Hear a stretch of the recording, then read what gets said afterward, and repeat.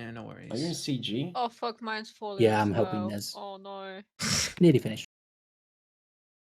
I thought that was gonna be cancelled because no one allowed sign-ups. I should have fucking signed up. No, dude. See, if Nez needs loot from the rest of ZG, then we do a full ZG. Well, is he on his paladin? Yeah. Yeah, okay. Yep. Yeah, makes sense. Well, now it starts to matter, you know. TBC is getting close. Oh yeah, he's gonna use his paladin for TBC. It makes sense. He may be worried about Which- healers in raid 2 as well, so who knows? There were so many healers signed up. Yeah, now there is, yeah. As long as I don't have to tank in TBC, I'm all for Ness playing paladin. I think his current plan is to tank in TBC. Yeah, I Mm. think he's gonna be tanking, brother. There's so Yes. many healers signed. 14 healers. Wow. And the thing I'm glad is there's only 2 red paladin signs, which is the perfect amount for 2 raids. Oh, that's insane. Yeah. Why? Reds get fun in TBC. I mean, like, they're so fun with seal twisting. It's the best version of red in the game. Well, there you go. Yeah. Dude, Super I'm big crits with Wind Fury and everything. low-key kind of pissed that Trev signed up with us for TBC. I thought I was going to be the only Shadow Priest. We're going to be Nah, running I at want more. least 2 You 25 are man never rosters. gonna be the only shadow Yeah. priest, sucks. There's so many priests. They're gonna see that they won't be healing soon, and some of them will Yeah. start playing shadow. That's how Yeah. it works all of the time. Yeah, I definitely see a situation where there's like 2 shadow priests per raid or whatever. Like it's Wait, not also You keep run in to mind, it. like, regular deal. if you look Oh, at that there you list, all the nearly all the warriors and nearly all the rogues are going to have to play something else. Yeah. Also, keep in mind that first phase is gonna be fucking Karazhan. So many people are gonna just either give up or start playing something else. Mm. But Yeah. that's, I mean, like, So- so first phase, you don't really have a 25 man roster, really, because it's like 2, Exactly. like 1 boss raids, really. Yeah. I mean, yeah. Yeah, So Proper many 25 man people stop raiding doesn't playing start after until that. SSC. exactly. Ale, Cap says that you promised him a warrior spot, so he's going to play warrior. So, say it again, you were really quiet. Cap that hard said you promised him a warrior spot, so he's going to play warrior. I did not promise him a warrior spot. I didn't think Really? you did, but he says you did. That's his argument for playing warrior. Well, Il said, really? Okay. That's like something Il would never do. Yeah. I mean, I would. doesn't he know, like, I have, I'm literally just like, I don't do anything as officer. The only reason he was messaging me was because Nez was away that week. Officer in rank Yeah. alone, that's it. Oh my god, no. I would imagine, if anything, you would discourage him from playing warrior, not promise him a spot. So, and Yeah. ironically, I think the main reason I'm officer is so that if we ever get classic again, when we vote for Alliance versus Horde, it doesn't get split between Tony and Manorak and Zaya and Nez. Which Tie-breaking vote. And what would you vote? Horde, probably. So I've never played Horde in Yes. Classic. Same. Much as I like Paladin, it'd be nice to try I out Horde. prefer Horde as well. Yep. Is there usually a vote between PvP and PvE server? It's normally just PvP. It's We always may I just go prefer PvE PvE next person. time though, because like holy fuck, the PvP just became degenerate and not fun for the most part. Oh no, yeah, but I think that would never happen because Ness just loves it.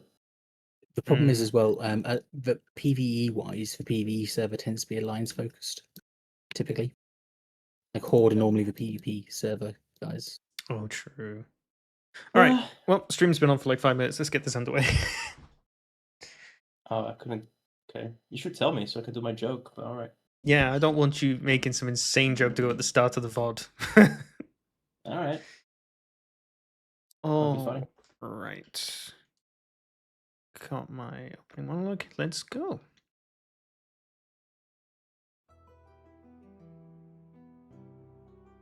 Last we left off, the Wayward Wanderers awoke in the basement of Grimscorn Manor following their battle with Duke Grimscorn himself, Hargosh Lockjaw.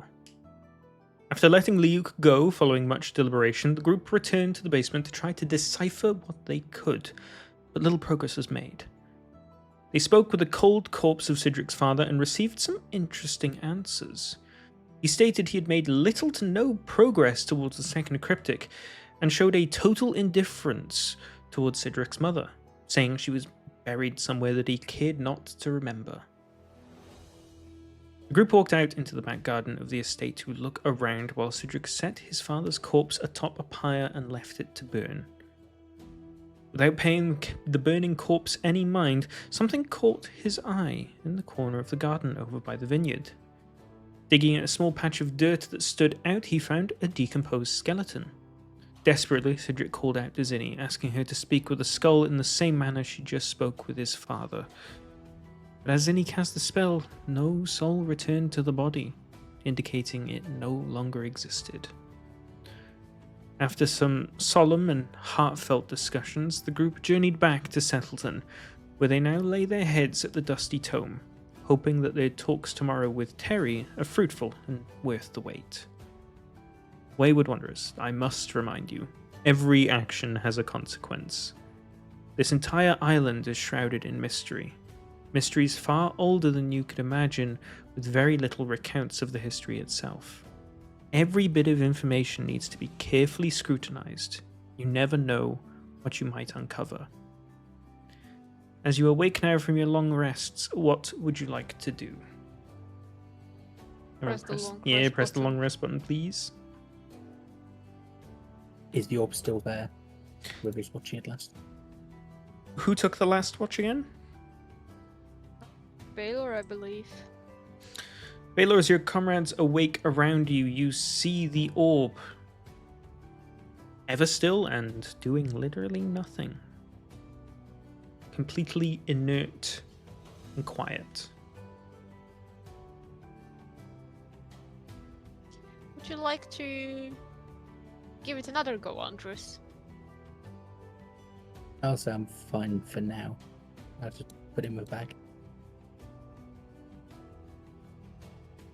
Okay. Okay. I do say if you want to spend time trying with the orb, you're going to have to spend like a good amount of time. It can't just be like, I give it a try, then we do something. It's not like it takes an action or anything. I'd say it takes like an hour or two of studying it and trying to Well, get back to where you were. I can get to a certain point, right? So it was. You can get about to a certain getting point, yeah, but afterward. it's a matter of like, it's like doing a Sudoku. You can't do it instantly, but it's like it'll always take you time to do it. In the same way that you're like trying all sorts of different patterns on it. Okay, chill.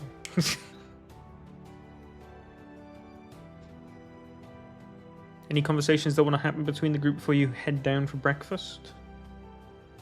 So where are we going first? Are we going to talk to the carpenters for this place, or for this manor first, or are we going to go see if Terry's in? Well, I'm excited to learn more from Terry. My vote would be that. Yeah, let's check on Terry first, I think. 'Cause, I mean, he's right near the inn, isn't it? It's like It is Pretty also much next door. first thing in the morning right now. Businesses are open, but Terry is a person living at his home. May not be best to speak with him so early in the morning. Okay. Let's go do your thing. We've got Carpenting thing. paperwork for the manor as well, right? Don't we have to do something with that?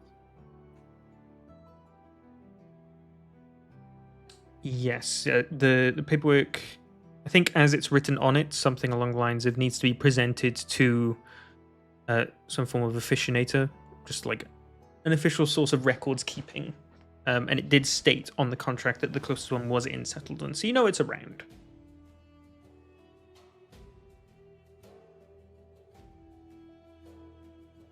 So, you go down, start to have a breakfast. The elven man that was first manning the inn when you first came to the city is once again stood alone behind the bar today, greeting you all and ensuring that you are given a hearty breakfast and something that'll allow you to plow on with your day. Did you guys already pay for rooms? I think you did, right? Because breakfast is included. I did, yeah. Okay. So the other man speaks up and talks towards your group. So, what happened with that gentleman here the other day?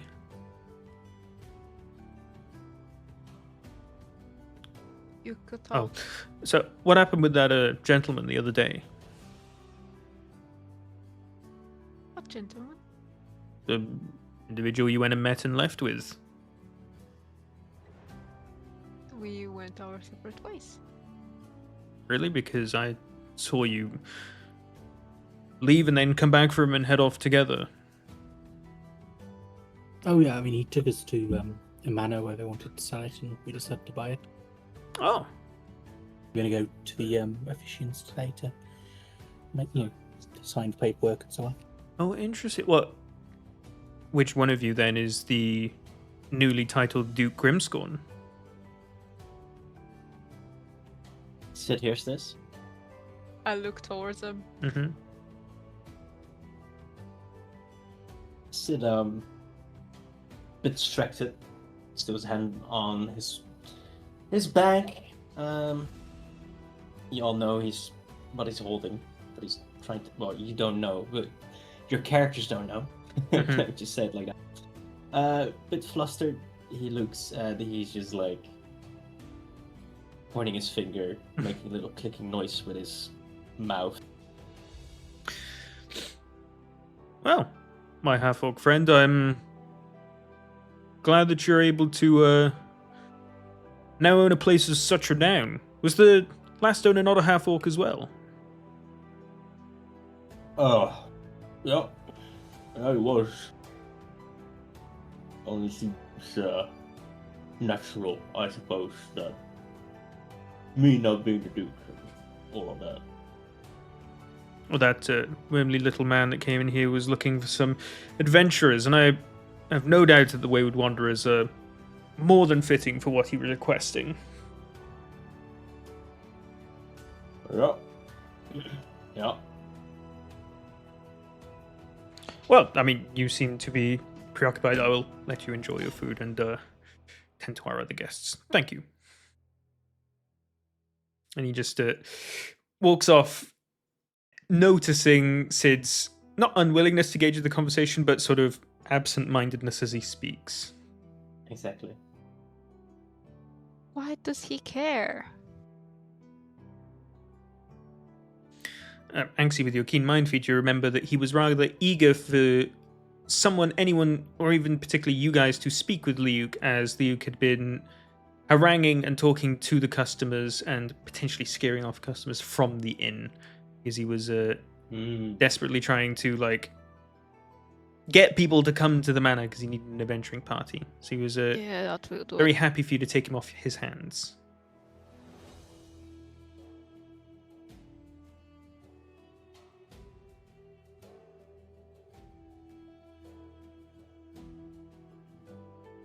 So, where is it you want to go to first? The Carpenters and Masons or the Official Records House?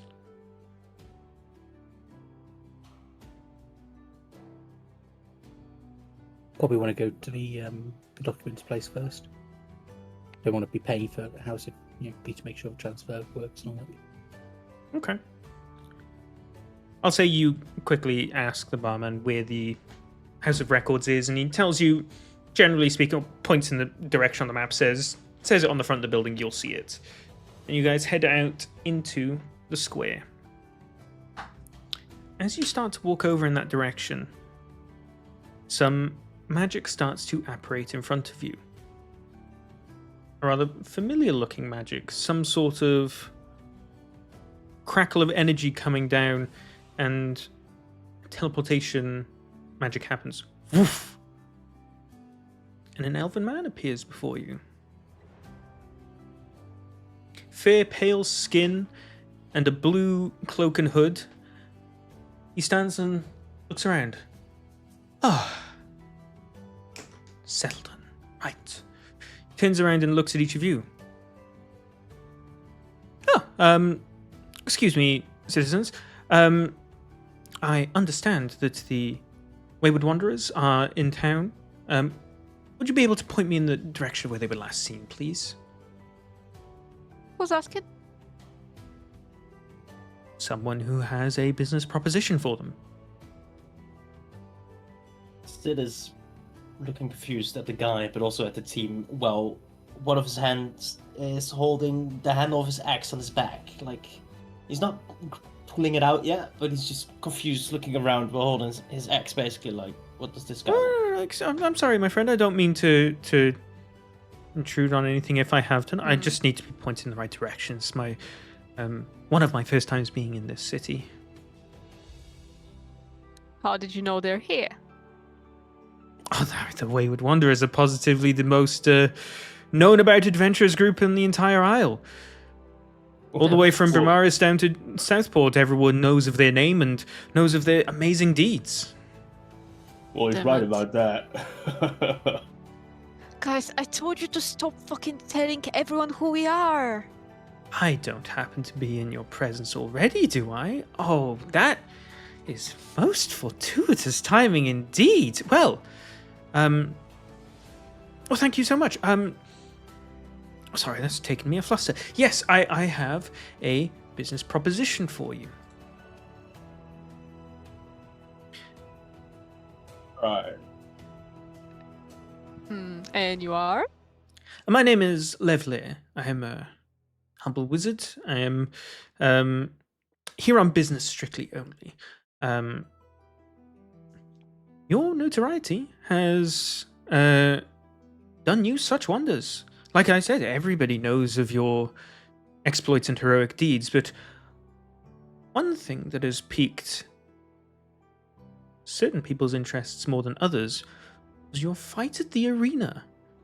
I know not who your opponents were, they matter not, but the most interesting thing of all is that your names are being echoed around the island as potentially the most dangerous and dashing group in town. And there's a few individuals who Dangerous? take issue with that.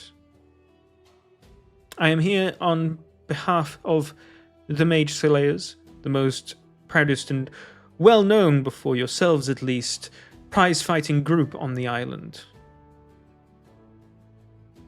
They wish to challenge you to a fight. Oh my fucking god. Oh. Listen, mate. Normally, I would jump at the opportunity to absolutely humiliate you guys, but it's just not the right time right now. We're quite busy. Well, that's quite fine. The spot in the schedule that's been carved out for yourselves isn't for 2 weeks yet, but the Mage Slayers are most insistent that you challenge them. Though they are not quite as pleasant as I may come across, they fully intend to drag your names through the mud whether you accept or decline their invitation. It does need to be said that there is, of course, a prize incentive for both you and them. Win or loss, there will be a hefty amount of money. Steadworth, where they hail, where the arena match will happen, is without a doubt the biggest arena venue and sees most gladiatorial style combat fights out of anywhere else on the island.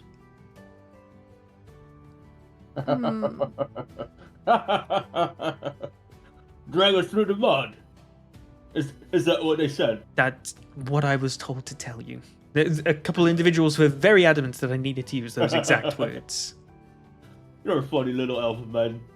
And I approach him and I put my big paw on his shoulder and give him a little tap. It's at this point that I care to remind you I'm not a part of them. Being a wizard myself, I am merely just a messenger and a means of teleportation for you to head that way and have conversations with them once the time would be right. Yeah, no, that's all right, funny little man.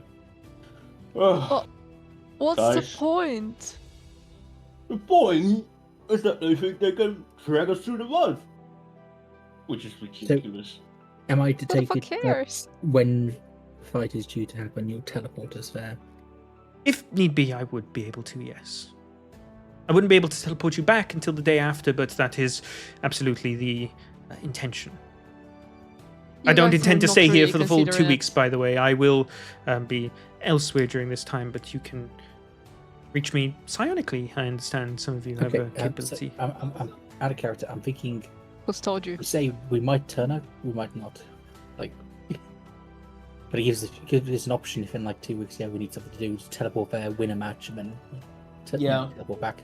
Win a match? Okay. That's Well, just yeah, being I mean, cocky. Yeah, I think Well, we should be. so normally Sid would absolutely not say no to this. I'd say no. But since he is a bit preoccupied and a bit less in a fighting mood right now, he would go along with anything you guys decide. It is worth my pointing out. Mage Slayers are very adamant in letting everyone, including you guys, know that the advantage is definitely in your favor. They are a group of 4 martial individuals. A question that I have for yourselves. You fought as 6, but I only see 5 before me today. Pray tell, where is your 6th member? He's not really a part of our team per se. He was a friend helping us out in the arena since we needed 6 people. To balance the odds, right. Well, Exactly. I can assure you the Mage Yeah, Slayers will definitely not, accept Brad. no such handicap, and they'll be fighting as 4. Who are these people you're speaking of? Oh, but Mage Slayers, like I said, they're the most well-known prize fighting group on the island. They hail from Steadworth, which is a very martial-focused group. You'll find many ranger and fighter train there rather religiously to their heart's content and reach incredibly impressive levels of martial prowess. They, being, Mage Slayers, pride themselves on using no arcane whatsoever and are quite intent on taking you down, as they have heard a lot about a lot of your arcane prowess and how the majority of you rely on it, was their words, but I would say use it to your advantage. How are they handicapped if they know what we can do and we have no idea what they can do? Well, I'm sure you can inquire into them. They are the most famous prize fighting group on the island, after all. I'm sure there's some information that you'll be able to find about them. Wait, hold You keep on. saying Wait. they're really popular, but I've never heard of them. Babel, have you ever heard of them? Also, No. what do you say? Sid, you've heard of them? No, this guy is saying that they are impressed by our magical prowess. Is that what I'm understanding? Yes, Sid. It's all about your magic and your psionic abilities, speaking into they- people's head, stuff like that. Listen, did they say anything, I don't know, anything about muscles, big two-handed axes, incredible speed and strength? No, it's precisely everyone talking about their magical capabilities that they've found themselves wanting to challenge you more than others.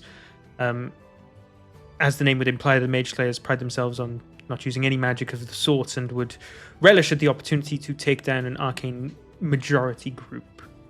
I mean, it sounds Oh, like we should man. just send Cedric to deal with them himself.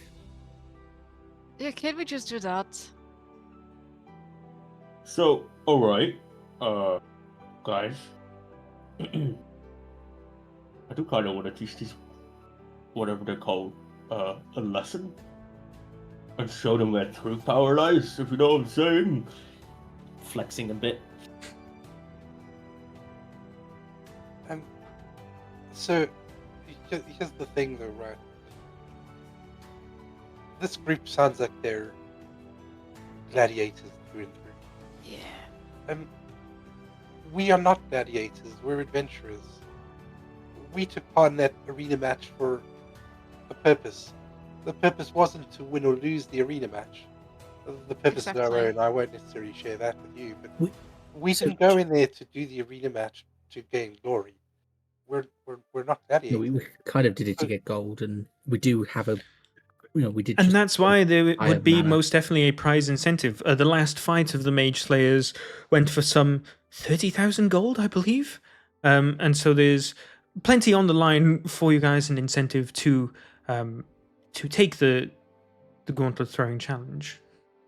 So speaking of character, so how about we just don't commit to it? Just say be back here in 2 weeks. If we're here, we're here. If we're not, we're not. I can just send a message.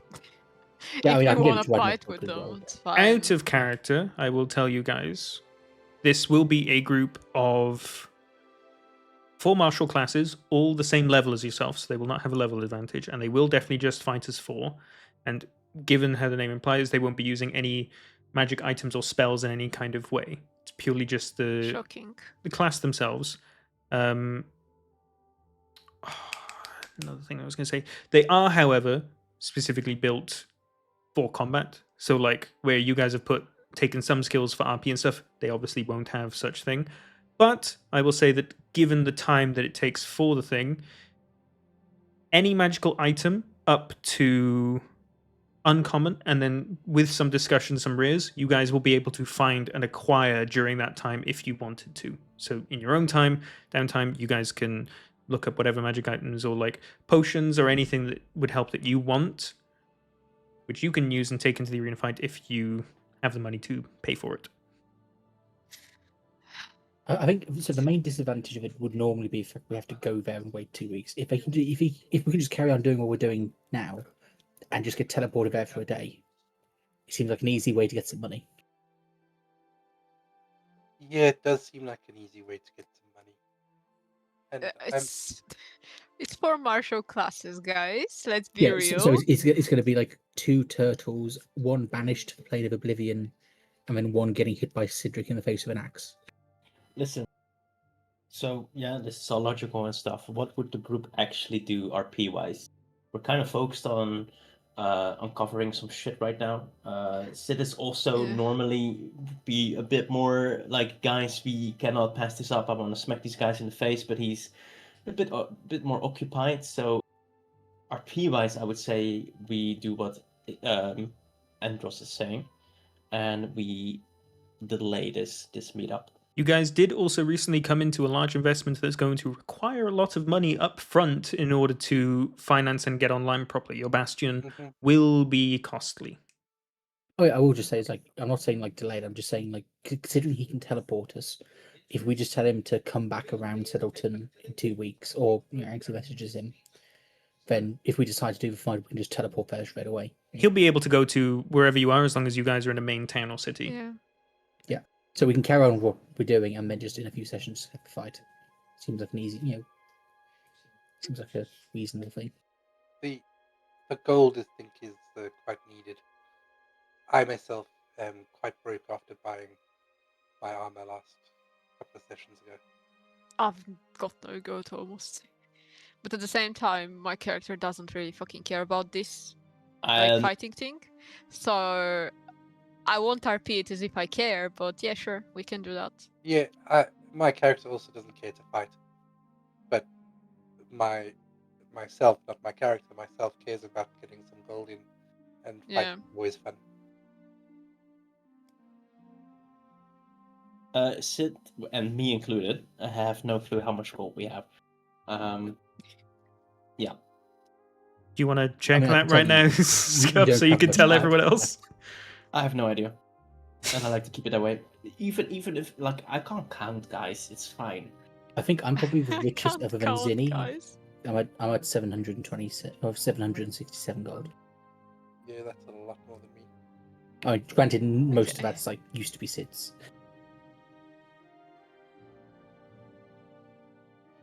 I think we just like play it off and say like, if we'll message you, we'll talk to you later about it. We'll ask a few more questions because I'm curious though. So, you see, we do have a bit of work currently. We need to deal with a few things that are very important to us. Right. But we'd reach you if we can make it. You said 2 weeks, right? 2 weeks is when the day in the arena's calendar has been scratched out for. I will definitely message you before that. I would ideally, if possible, need to know a week before so that I can schedule a meeting between the two of you to discuss payment and also for I need that to speak with them. very desired fight between rivals before the fight itself. You know how it is. Rivals, yeah, because there's such rivalry. Hey, that's There. not the word I was thinking of. Rivals, yeah. Fuck these guys. Fuck them. Drag us through the mud. Fuck that shit. Also, it doesn't matter. One question, Lovely. How someone like you ended up being an assistant of these people?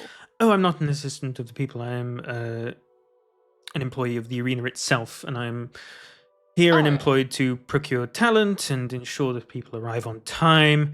Having a I was teleport gonna ask spell, that, yeah. even after such Mm. painful learning that went into acquiring such magic, is an incredibly Yeah. convenient service for those who haven't spent the time to learn. Can I do an insight check to see if he's lying at all? I'd like to Yeah, insight because it's check, like- but It's what, like, I wanted to do that as well. Like, before we go, Roll they're insight, mage everyone who slayers wants to. and they're employing a mage. How does that make sense, right? My curiosity is he I'll actually going to re-roll it. teleport us to the stage, to the arena, or is he going to teleport us somewhere bad? yeah, exactly. I why would I trust someone Okay, well, random? you got a 25, so I don't think we're going to beat that. Anxie, what you can garner from this gentleman's conversation, he's very well kept and careful in how he's talking, because really gets the feeling of professionality from him. This is very much his job, going out and speaking to people. You don't detect any kind of malintent from his end, and that he talks with a real genuine bit of emotion when he talks about how annoying it is to him that he spent so long and a lot of painstaking amount of knowledge and everything went into learning teleport just for him to be a taxi service, but it's evidently something that must pay him well, as he's still here willingly doing so. Well, it must be really annoying. It does sound annoying. But If you called me at a different place, different time, I'd have a lot more to say. oh yeah, I'm sure. It would be interesting to hear more from you. I'm just genuinely curious why people that are inclined to fighting are wasting their time with arenas instead of actually helping people. Wow. How much does helping people pay, is the question. Right. Lovely. And we are scared of them dragging us through the mud because it would look bad of us if we don't go fight some people in arena. That makes a lot of Hetra's sense. words exactly were they will either literally drag you through the mud or metaphorically. Aye. So they intend to either lambast your name across the island or quite literally drag you through the mud. I'm curious about that. It seemed, though it might be a bit foul play, my knowing Hetra quite a bit, I fully anticipate that she intends to do some reputational damage if you do not accept. Oh, no physical. I'm not familiar with the arena rules on Steadworth, but it is a fight to the death, isn't it? Not to the death, no. As soon as someone is made unconscious, they're stabilized and then left there for the rest of the round. Or for the rest of the fight, rather. That's a shame. Are there many similar fighting teams in arenas throughout the island? There are some, certainly. There's sort of like an entire ladder, so to say, of scoring, but the Mage Slayers have sat atop it for quite a long while. Oh, so there isn't really going to be anyone else trying to get us to fight them, but them currently. That's somewhat. Whilst I certainly think that there common. would be some that are interested, knowing how much Hetra has been angrily talking openly about you all, none of them would dare to issue you a challenge after knowing that the Mage Slayers themselves have issued you a challenge already. They're quite, let's say, dominant in their field. And Hector is their leader? I don't think they ever have a specific leader, so to say, but she is definitely the more abrasive of the bunch. Right. Curious. Though it's been somewhat of a useful information. We know that there is, well, we have two options, right? Go fight them or take damage to our reputation, apparently.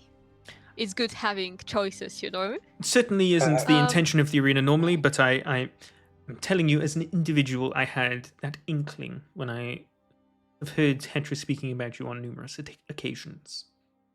Oh, so you're not really connected to them, but you're giving us a heads up. Yes, About their I know of intentions. them and speak with them rather plentifully, but they are not under their employ or anything like that. Okay. Well, thank you for informing us and giving us some additional information about how these things work. It's not a We'll problem. reach you. Yeah, next time you see them, you tell them the Duke of Grimscorn says hello. Duke of Grimscorn? Yeah? I was under the assumption that Duke Grimscorn was an older half-orc, not one as young as yourself. Yeah, it's me A now, diet does whatever. magic. Man, I had such a cool line there just to send you off, and now you're asking questions. It makes me look a lot uncooler. Just accept it, alright? Of course. I will say, I obviously can't teleport away until tomorrow now, so if you do have an answer before Right. midday tomorrow, you can find me in, and he looks around, the Dusty Tome. I'll be in there. Okay, Okay. see. Duke of Grimscorn says hello. Mm-hmm. And Sid turns around. Right. And then you hear him awkwardly whistling as he walks off. He hears in his head, that's a nice tune. I mean, can you imagine like becoming a mage, getting high level, getting teleport, and basically becoming a Yeah. DPD courier? Walking how we used Carnarian at the start, so that's it. Pretty much. I mean, did anyone get his card? It might be useful for us to teleport around if we need to. We can take a hold of him, I'm sure. Okay, well, are we heading off to the document office then? House of So- Records. So, That's it. you find your way to this relatively small building. It just has a very simple and plain sign outside that says House of Records on it. And you go inside, Where is it? it's pretty Map? much... it is this building here.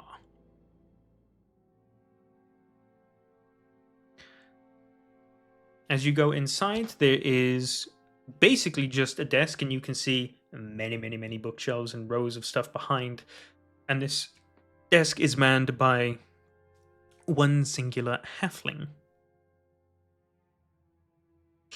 You see that she's got her eyes down and is writing on something with a quill that is way longer than it needs to be. And you hear the familiar sound of quill on paper. That's a nice image. Well, Duke, it's probably best for you to file paperwork. Wait, you just That said sounds Duke. lovely. What did you say? I just said, yeah, I just called you Duke. I like it. He told you basically to do the paperwork because you're the Duke.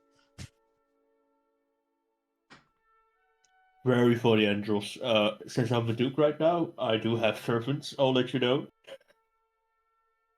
Servants. Sid found that very funny, by the way. Like, he's just laughing away at himself. Who's your servant, Sid? Well, I would like you to introduce you to my butler. Sizzle. Sizzle, this is my butler. Sizzle crawls out and just looks around. What's a butler? Good question. I don't know. It's like someone that like gets you food and stuff, I think. What? I don't want to get you food. I want to get me food. Oh, we need two butlers then, don't we? You hear as this little halfling behind the desk groans rather loudly. If you wouldn't mind, I'm rather busy with work, so please present what you need and then be on your way. Whoa! That's like the biggest quill I've ever seen. I'll have you know it's incredibly necessary. She gets her What eyes back down animal and does starts that come writing more. What'd you Must say? be like an incredibly big bird. Did you kill it yourself? No, I did not. Sure, you seem strong. Thank you. Doesn't your arm get tired from like moving that quill around all the time? Is there something I can help you with? Right, sorry, guys.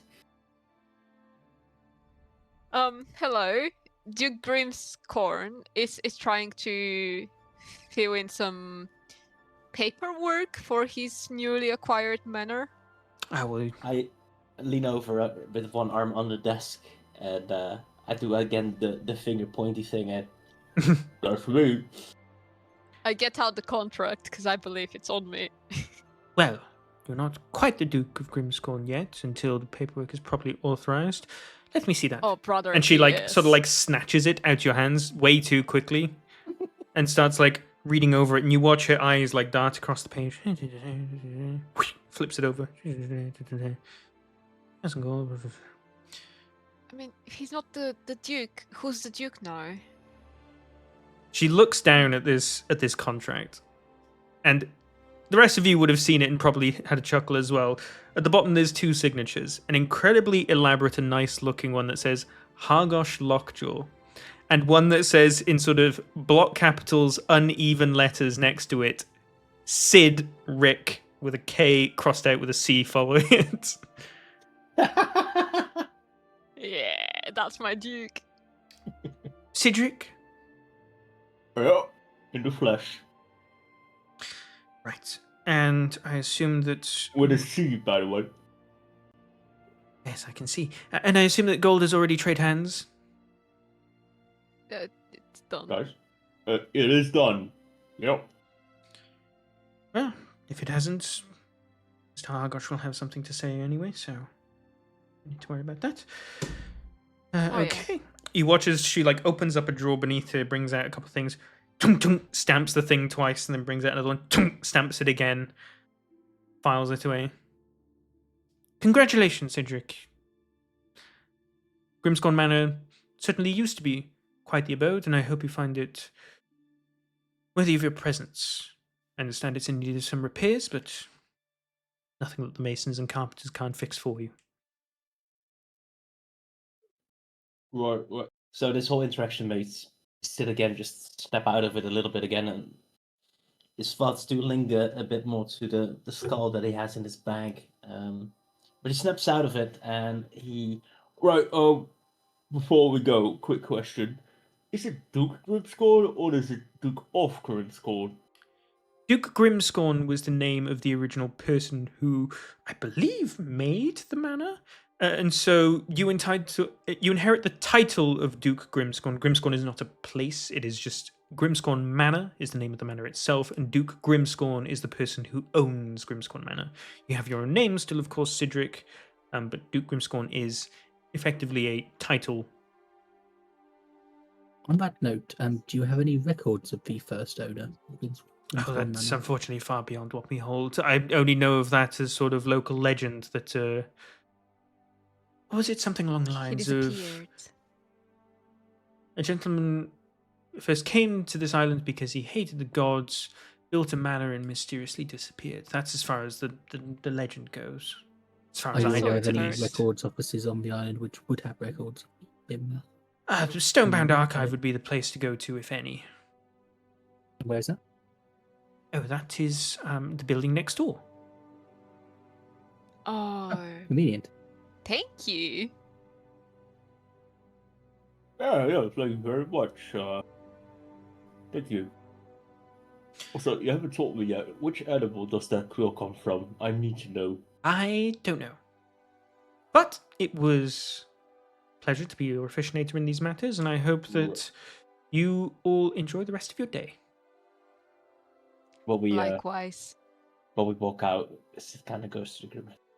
She knows all those things, but she doesn't know where the quill comes from. People are weird. I mean, you got to think what the Right. purpose of an oversized quill as well. It can't be comfortable to write with. No. Well, honestly, if I ever get a quill, I want an even bigger one. Baylor, do you know what animal it is from? Ha ha ha ha. Say that again. Roll a Do you nature know- check. What animal it is from? What's from? Sorry, I The quill. the quill. Yeah, she has like 'cause- this really big quill that she's riding with, and Cedric is trying to ask her, like, yo, where does that quill come from? With which animal? She doesn't know. Do you know, as the druid in the group? Can I do a nature check? Yes, go ahead. Can I do it with advantage because I'm a druid? You know what? that feels yes. correct. Can I do I'll it with allow it. extra triple advantage? I'll allow it. You Sorry. can't have triple advantage, but you can have guidance. Okay. Can you guide? Oh, it's like, yeah, can he guidance himself? Yeah, you can, yeah.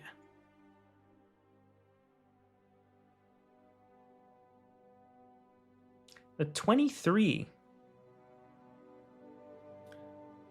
Rather striking, this quill was to you, Baylor, as you recognized it to be a quill of a griffin.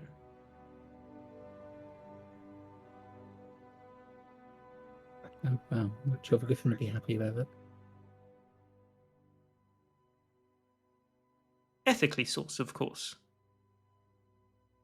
Guys, next time we see like a really big griffin, I'm asking for a quill.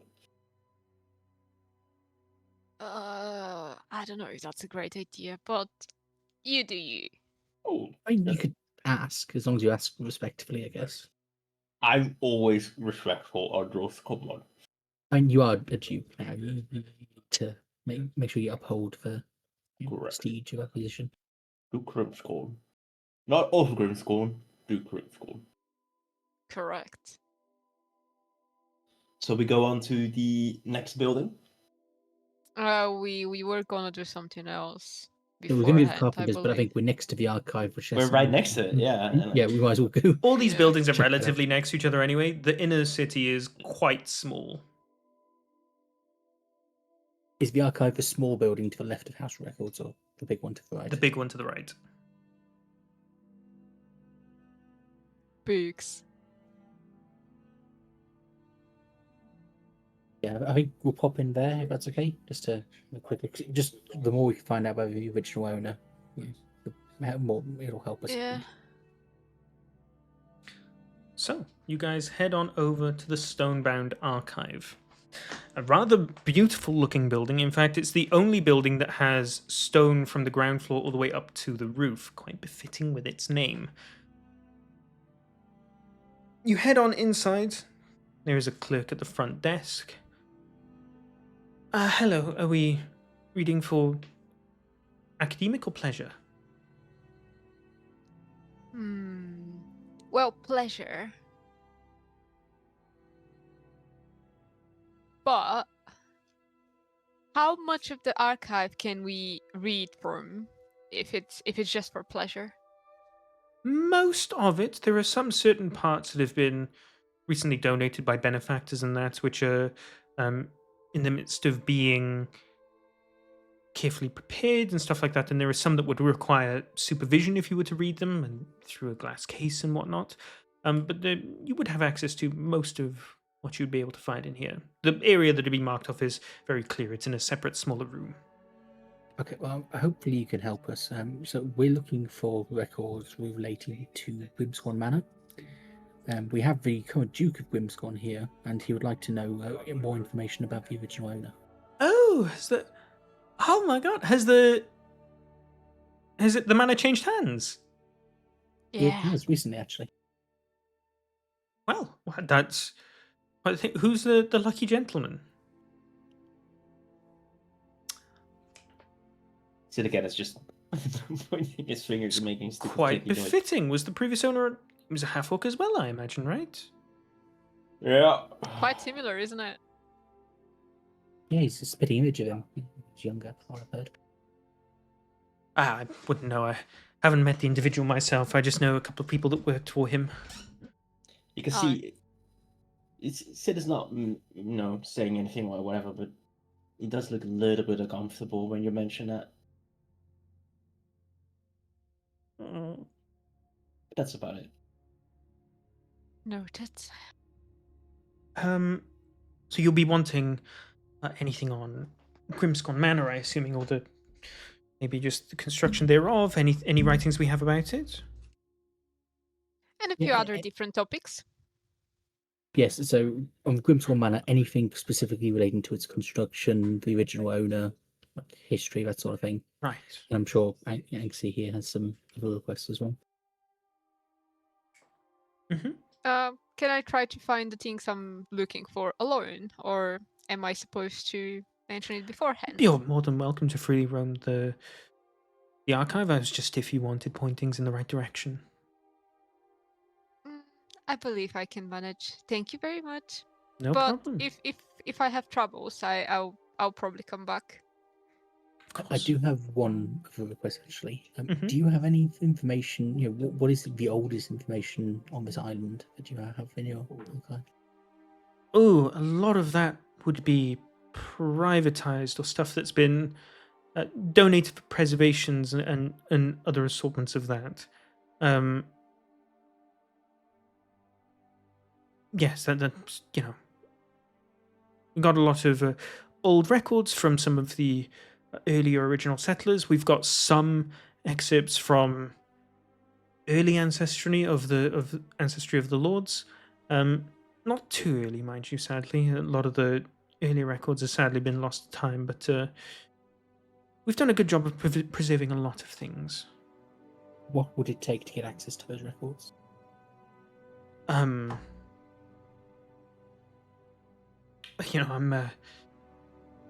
not too quite sure because it's technically not in our possession. It's in the possession of the benefactor who sort of like not really donated it but gave it to us for preservation.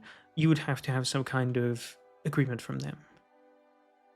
May we ask who that is? Oh, Terry or Terry Harsberg is the Right. resident historian who's got a very keen interest in this sort of stuff. He's donated us several things over the years, stuff that we've had for decoration or stuff that's been part of now public eye and available. It's all incredibly interesting stuff. He's a very interesting and individual.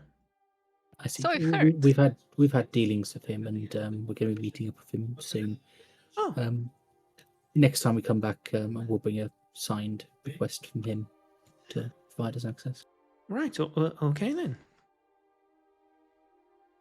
Well, in the meantime, peruse the library at your discretion.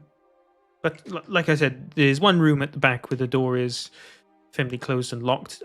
Please don't attempt to go in there. But the rest of the library is yours to have. So I think while we're here, we just read the books we can read, and when we come back after talking to Terry. Mhm. There's no point trying to break in when we're literally going to meet with him after this anyway. Yeah, it sounds like Unless an he invitation, refuses though. us access, yeah, then we Exactly. come back. Oh, actually, if he refuses access, I'll just forge a letter from him. True. I don't say that out loud, of course. No, that's not a conversation for in front of the archivist. Silly Andros said it in front of the person. Oh, Andros. Yeah, I'm a forgerer. So, you look through the stuff about the early creation of Grimscorn Manor. You, in fact, actually find a blueprint that is much the same the floor plan that you know now. Oddly enough, the secret room, or the secret room in the basement is missing off of this floor plan. But the thing very carefully laid out. There's a lot of the rooms are more distinctly labeled here. There's the parlor, the games room, the living room, the recreational room, the arts room. There's all sorts of all these rooms are very overtly labeled and obviously quite posh. You do notice that these aren't like the original blueprints that made the place. These are blueprints of a Grimscorn that came a couple generations after, who sort of renovated the place, made a lot of it his own. As for writings on Linnaeus himself, there's very, very few. And you can kind of understand why this sort of became like a local myth / legend. There's pretty little information regarding on him, but there are some contradictory accounts from different people. Some from people saying he came to hide from the gods, some people saying he came because he hated the gods and wanted to be away from them. Others saying that he was harmed by them and then rejected them. Others saying he was looking for a place to quietly plot and kill them. It is all manner of like varying accords that are all like vastly different from each other, and none of them are direct secondhand. They're all stuff that sort of like marries up with one another and just sort of like. It's worth noting that none of those contradict each other. Like all of those could be true. Yeah. One thing, guys, hear me out. What if this motherfucker basically unlocked some power and ended up being this insane creature that Andrus has as a patron?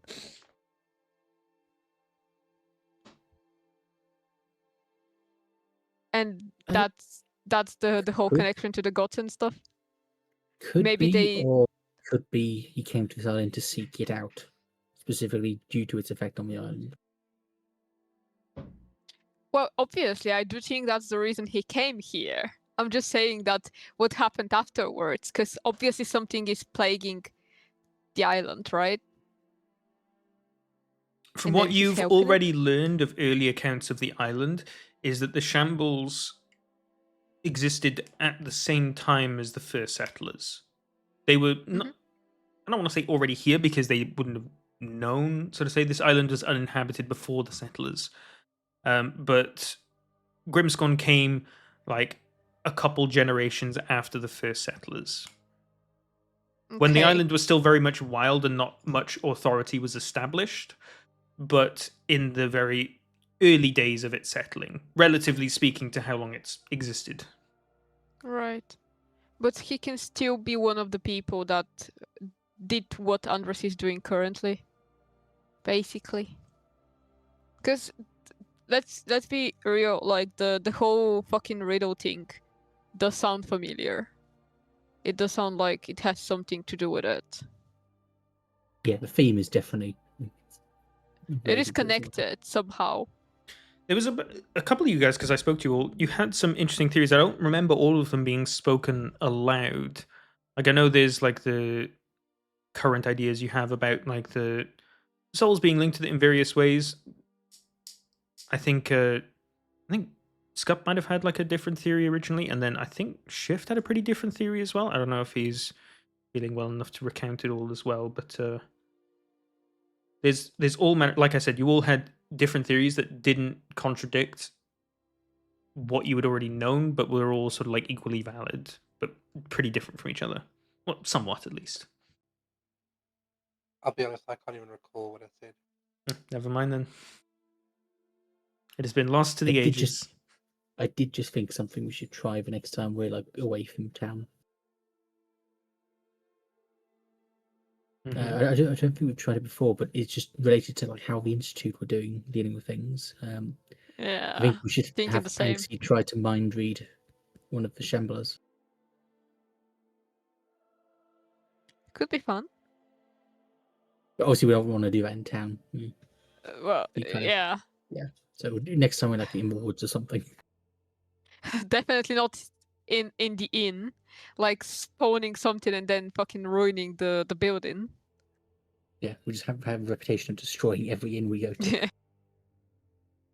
Just one. And we fixed it.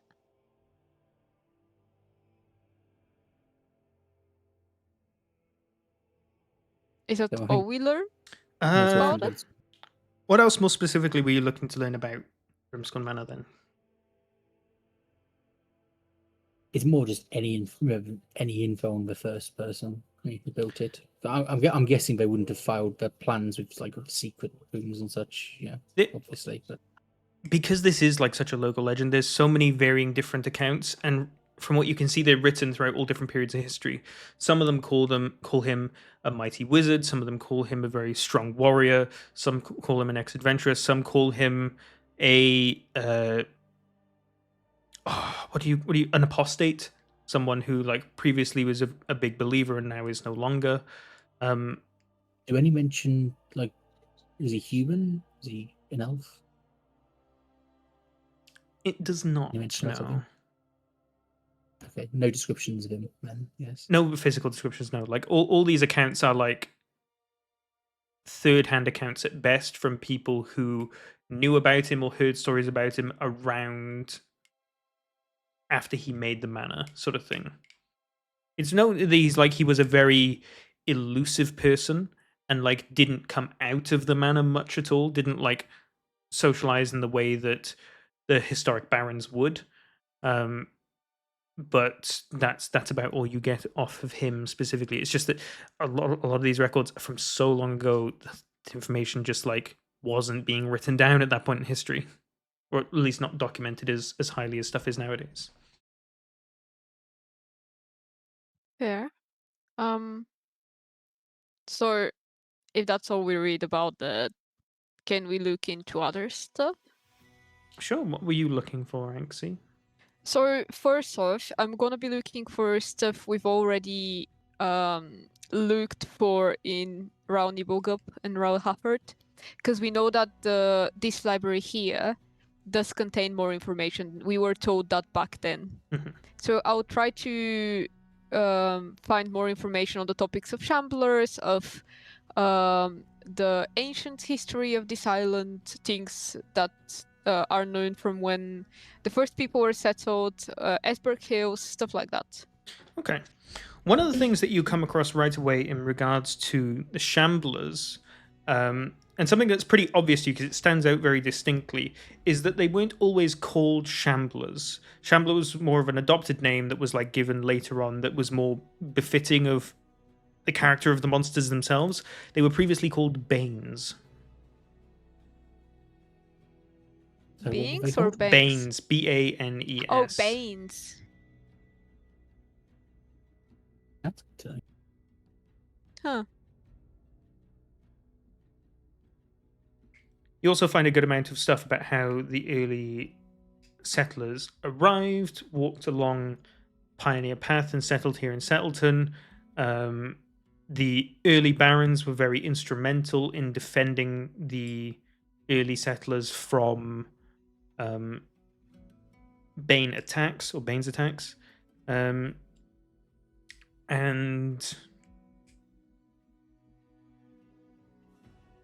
you get a good bit of history about Raoul Andruk as well, what is now known as Iron Fetter. It's very much like a hardy martial place, and it's where the island makes most of its big income. It's like a lot of what you've seen around the island so far is very sort of like minimal in the income it can generate relative to the amount of commerce you see flowing around the island.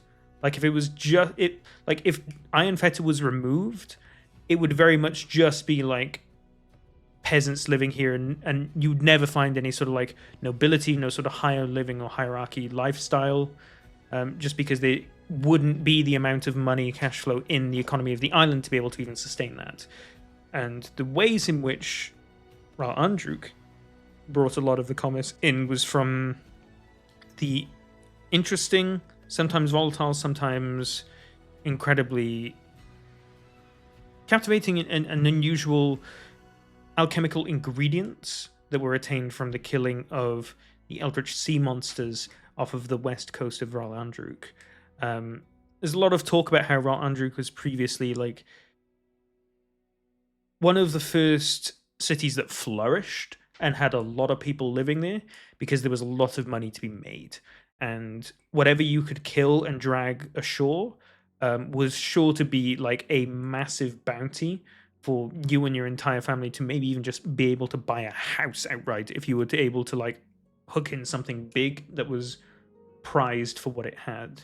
It also talks about a lot about how a lot of the people there had a lot of difficulty killing stuff initially, but started to, after they got a couple of kills, adapt the bones of the sea monsters as sort of like enhanced weaponry, or ways to enhance their current weaponry at least, and that it effectively seemed to deal more damage to them in some kind of way. Right. There's also a lot of interesting talk about in Settleton, in this Settleton library, about just the oddities around the rest of the island. The one thing that gets brought up decently often in early records, not so much in later ones, is the hole. I was going to ask about that. So there's a lot of writings in it in early history, but not as much from later, because nothing's really happened with it. It seems to be a never-ending sort of like spawn of horrific monsters, somewhat eldritch in nature they've been described as, but once a guard perimeter was established around the rim of the hole, there was like very little that needed to be said or done about it, because it's just part of natural law. That's where the bad monsters are. That's the boogeyman that the parents tell their kids about in order for them to behave. And since it's somewhat got a cap on it, there's not too much worry that comes from it, apart from when they occasionally break out. There have been a couple of numerous ones in like recent centuries, near enough all of which usually lead to an almost entire genocide of the people of Fool's Rest. It's an incredibly downtrodden town because of the constant battles it's faced over the many years. People don't want to live there. All the housing is incredibly cheap because you'd be a fool to rest there, is the thing. That's how it attained its name. It's a necessary place where rest is required because it's a long travel time between Steadworth and Danbury. But Fool's Rest represents a place where you should spend as little time as possible, because you will never ever know when the next attack will be. I really want to visit. Yeah, same. There's a good talk. Next up, the hole in Fool's Rest. So it's also mentioned several times as well how the hole, those who have studied it, who are few and far between, because again, there's only really been interest in this since the start of the island's history. Jay, I hope you're writing this down, by the way, because I have written none of this in notes. The hole has been described by scholars to... They sort of reject the name because they don't think... The hole isn't quite apt. It's a lot more akin to a crater, where it's a sort of like divot and then sort of like has a rim up and around the edge. It's very much a sort of like... Exactly like that. It's a crater. It's not a hole. It's not just like a hole in the middle of the earth or anything. It's a big, wide divot of dusty earth with a rim that's gathered around the top that now has a guard marching across it 24/7. 27. Stop 20... selling it. Like I'm already booking my holiday. Hold on. 27.9? Is that what? 27.9 is the new 24/7. Jeez. 27. Oh. Hey, you fucking thought of that shit. I know. Jesus. 24/7 rolls so easily off the tongue, though. Fuck. Yep. 27. You thought about it. There's some also interesting excerpts about Frostbluff as well. Some of the writings in the earlier parts of history, and again, you only have access to this because Settleton is such an old history, and the Stonebound Archive, even though you haven't specifically inquired about it, you know from reputation at least, or from chit-chat that happens between the citizens themselves, this is the place where the oldest records of the entire island are. Stonebound Archive is the place where things are donated to for historical record keeping, and this is like the premier place where you will find information that you will never find anywhere else. A lot of the early accounts of Frostbluff,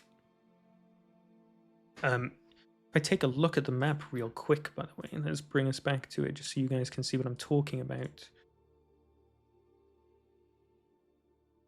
The It's described in a lot of historic texts that it's the central mountain only that was previously all covered in snow, and that over several centuries, the snow has crept out over the surrounding mountains, and then just a bit further beyond that, where it's now settled and snow doesn't reach further than it. It's also a still ongoing mystery, and nobody knows why it is snowy. Because again, it doesn't snow there. Snow doesn't fall from the sky. It's a miracle, and people try to oftentimes link it with miracles of the gods, or trying to assert that the gods still are on this island, they're just hidden. But it's very much just a completely unknown of why the snow comes out, because it just simply apparates in front of in your face. You literally watch a snowflake form in front of your eyes, anywhere from like 5 to 10 feet above ground floor, and then just falls to the ground. The snow is literally appearing out of thin air.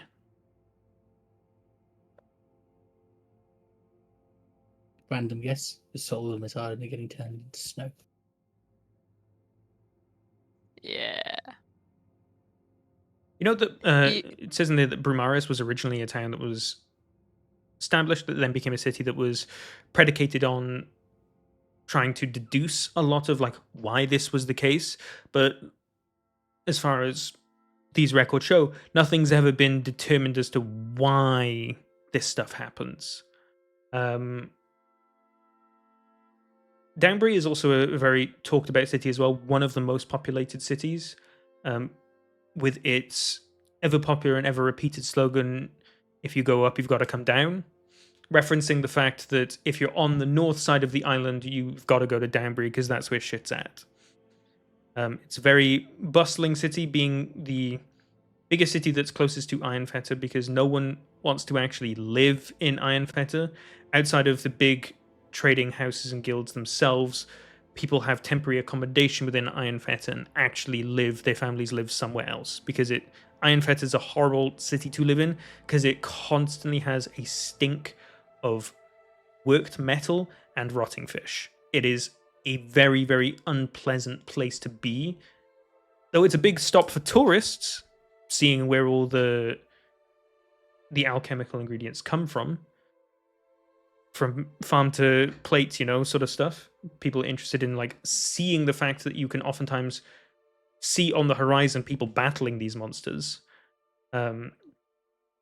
But Danbury is a very, very bustling town where a lot of people will be going to and residing. Steadworth, you see a bit talked about as well in all of this. It's a city that was established initially to be part of the force that would contain the whole. It's very much maintained its sort of martial theming throughout. There's a lot of very famous sort of like fighting related schools and monastic orders that originate from this place. Kylos, was someone who came from here originally, a monk from that area. But it was a city primarily established to be some kind of ward against the creatures that would come from the hole.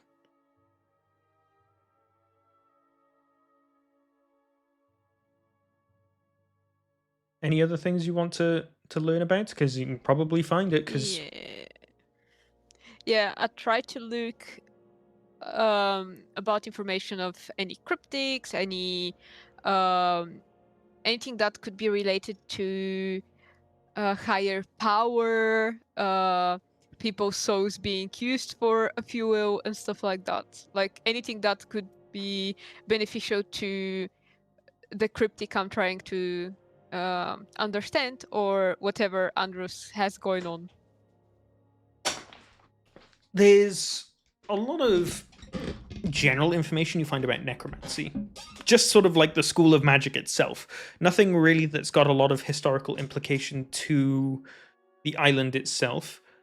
One odd thing that you find, though, and it's odd because it's very much stands out in that it's not well founded, and it's literally like a couple of anecdotes from some people in history. Some people have absolutely sworn and gone to their deathbeds absolutely asserting that this was the truth, that they have seen relatives that passed away earlier in their lives within a Shambler. Some way, somehow, they swore that this person was their relative. It's been noted in there that, like, the people who sort of, like, looked into these people and, like, asked them about their stories, they found that no one else could corroborate that, and that anytime anyone else looked at it, they just literally just saw a horrific monstrosity, and there was nothing resembling about them at all. They've always had some kind of nautical theme, some sort of, like, tentacles or, like, seaweed dripping off of them, some kind of crab shells or stuff like that. There's nothing that's ever resembled a real human being on the Shamblers. Yo, my theory.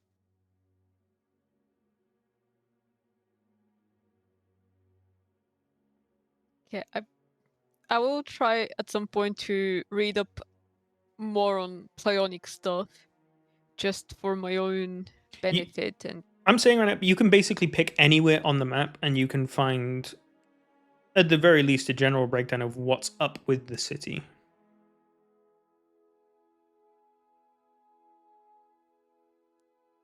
what's that have to do with what I just said? Nothing, I'm just telling you right now. Because, like, Oh, okay. Got confused. So I I think can just we're gonna make a few visits here, aren't we? Anyway. So. yeah.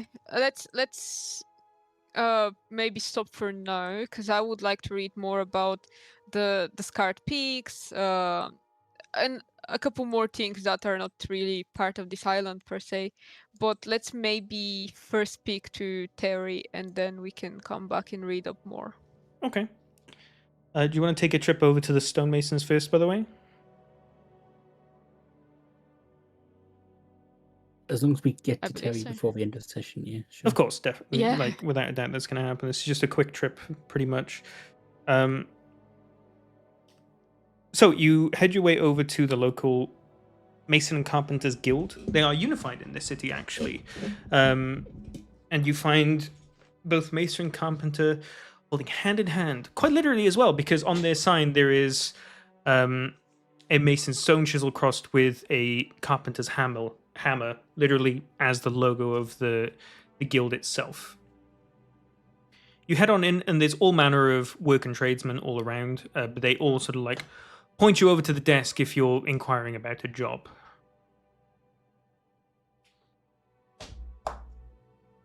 Is this where the Duke's going to take over and say what he wants? Is your head still elsewhere? Watch.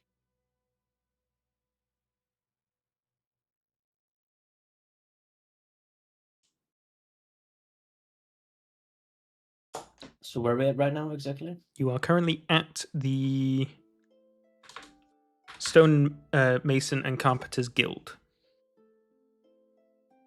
Because? To fix the manor, because it is in massive disrepair. Oh, that's why we're here. Okay, sorry. I just heard Terry, and I was like, oh yeah, we're gonna do that. Wow, we're really going. You zoned out now. when like the history stuff was going to come up. Oh yeah, for sure. I mean, no, not necessarily. I caught most of it actually. Okay. But, got distracted by the dog a little bit So- earlier as well. Okay. So we need to get a repair. Does it feel responsibility over that? I don't know. I don't think Sid is too much concerned about that at all. I think he likes the title. I don't think he really realizes the responsibility that comes along with that at all. And he's very much still in his own head. Off and on though, like he's easily distracted, right? As you have seen earlier, he can still just talk to people and have a fun time. But I think you guys are more inclined to get the manor fixed than Sid is. So when it comes to fixing manor, is it just fixing it up in general, or do we need to like, specify specific rooms? Much? So that's going to be part of the conversation that happens. Do we have to RP it? Can we not? We do not. Just... So, for your bastion, Anxie, with your keen mind feat, you can accurately recall all the stuff that needs to be repaired and tell them exactly what's Yeah. up. They quote you some costs. You guys may want to write this down. Each outer wall, which for you, 3 of which need to be repaired, will cost 500 gold per wall. So 1.5k. Above the table, if you do not fix the walls, the bastion will be subject to, once per bastion action, an attack which could further damage the rooms or kill potential hirelings that may exist within it. Okay, well, I think walls first prior then. It will also cost you a total of 750 gold to repair all the rooms and the wall and the roof of the manor itself. This will bring the rest of the rooms in the manor into full repair to allow you to place rooms within it. It will then also be per level 5 room, 20 gold. For a level 9 room, it'll be 50 gold. And it'll be 100 gold for a level 13 room. These are rooms that you get at certain checkpoint levels that you can have there and make use of. 20 gold for level 5.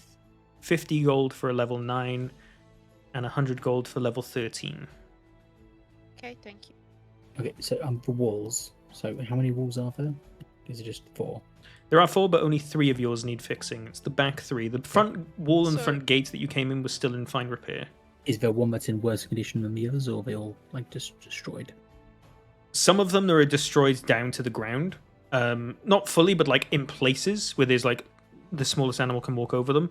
But all of them effectively have enough of a hole in them that, like, if not treated, it will still trigger this attack. So if one wall isn't fixed, it'll still require this to be done before it's, you know, you're no longer suffering attacks every bastion action. Okay, well, we're going to need to do that fight then. We can't afford this otherwise. I mean, I can afford to repair one wall, that's it.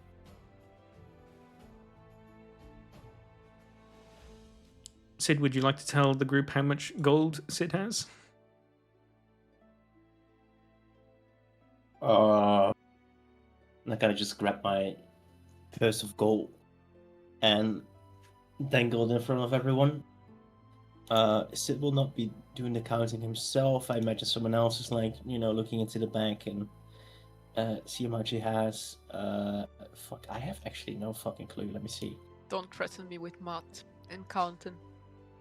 Zinni has 1,300 gold. I have 39 platinum. That's probably not correct, actually. Why not? Sounds correct. Yeah, because you all got like 1,000 gold and you didn't spend any of yours, and you gave a bunch to Andros for the wand. There you go. So if we pull it together, do we have enough to repair all the walls? I have 40 gold. So Well, how much is each wall repair again? 500 per. You need 1,500. Overall, for the walls, it's 1.5k, which we definitely have if we pull our money together.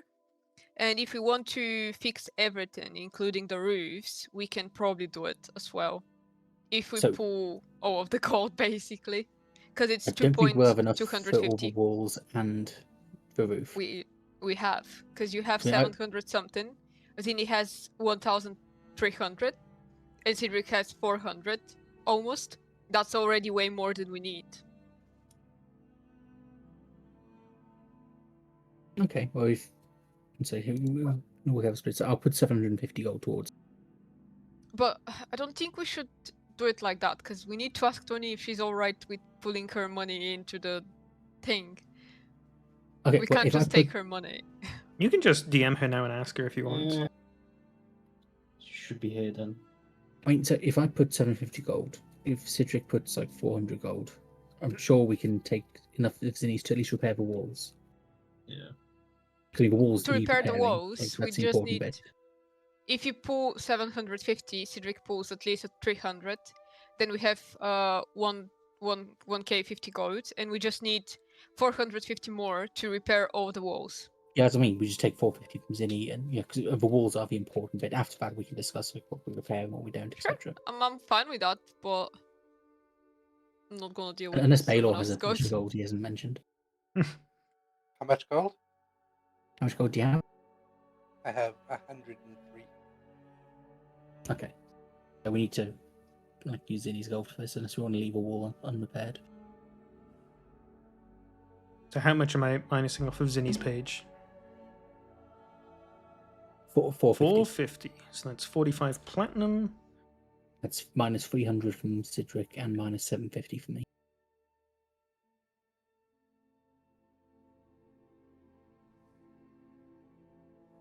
Should be enough to repair all the walls at least. Okay, Sid, make sure you minus that much gold from your inventory. 400, you said? 3. 300, Three. so 30 platinum. Thank you. Shit's confusing.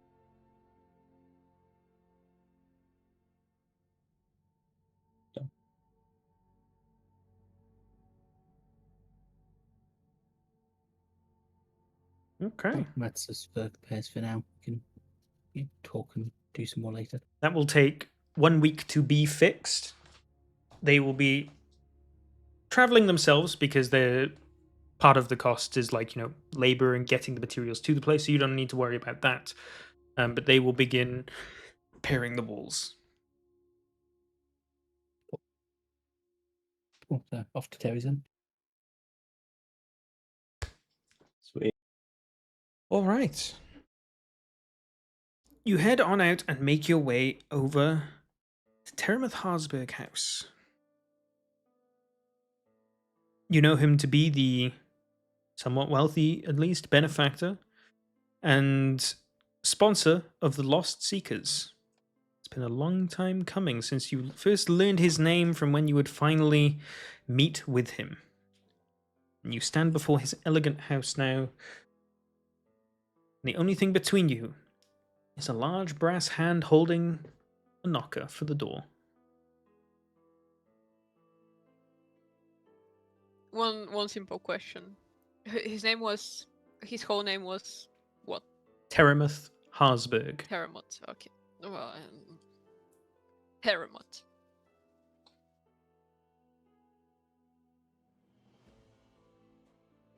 We do it, team? We knock knock? Knock, Yeah. knock. All right. Knock knock. Boom, boom, boom, boom. Oh, that's strong. It's a big brass knocker. Not gonna say it. Okay. Not too long before you see a familiar face at the door. It opens up and you see his butler. Hello. Wayward Wanderers. So good of you to return. Terramouth has been returned for a day or two now, and he's very eager to meet with you. He's been poring over the journal that you left from dear Randolin, and he's very eager to meet with you. Yes. That's some great news. Would you like to come inside and meet with him? If we can, that would be lovely, yeah? He's in his study, and I shall take you there. You head on into the house, and first thing, it is a beautiful house. All of the wood here is immaculately varnished and incredibly dark. Very just expensive looking all around. Some parts look incredibly ornate. There's some bookshelves that look absolutely magnificent. There's other parts of it that are a bit more simple. You're quickly escorted through his building, Norden keeping a very keen eye on you. And he leads you to Terramouth's study. He knocks on the door simply. Terramouth, the Wayward Wanderers are here. And he opens the door and lets you in. You come into a really nice and cozy study. A couple of notable things that stand out are the immaculate-looking desk. There's quite a few various potted plants around as well, which have been absent throughout the rest of the building so far. There's all manner of stacks of books, tables with so many papers strewn across them. Chiefly, you see the journal that you handed Norden your previous visit in the center of Terry's desk. There's also a globe that features a big, massive hand that's like holding it, that's got like the spinning globe in the middle of it as well. Wayward Wanderers, this is Terramouth Harsberg. Oh, nonsense. Stop that. You can just call me Terry. Wayward Wanderers. So good to finally meet you. Oh, the pleasure is ours, sir. We've meant to come here for a really long time. Wow, from what I've heard, you've been rather busy saving, entire towns and cities, putting on magnificent performances in the arena.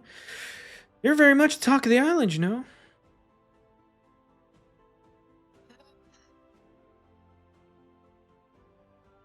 Well, I guess. Oh, this is Duke Grimscorn as well. Oh yeah, Duke Grimscorn. Well, I'll be. You a son or something? I never knew the dude had one. Oh. Yeah. Yeah. I'm his son. Interesting. He must have kept you a good secret because I didn't know nothing about you. Wasn't around much. Traveling, all of that. I know how it is. I did much of it in my younger years myself. But it's good to finally meet you all. Put faces to names. He starts pointing at each of you. Cedric, I'm assuming. Points at you, Sid. Points at Anxie. Anxie? Andros. That's a Baylor right there. And he points down and is like, you gotta be Zinni. That's spot on. Yeah. I'm nothing if proud of my deductive reasoning. Facing a wall at the moment. We're really good at I that. didn't hear.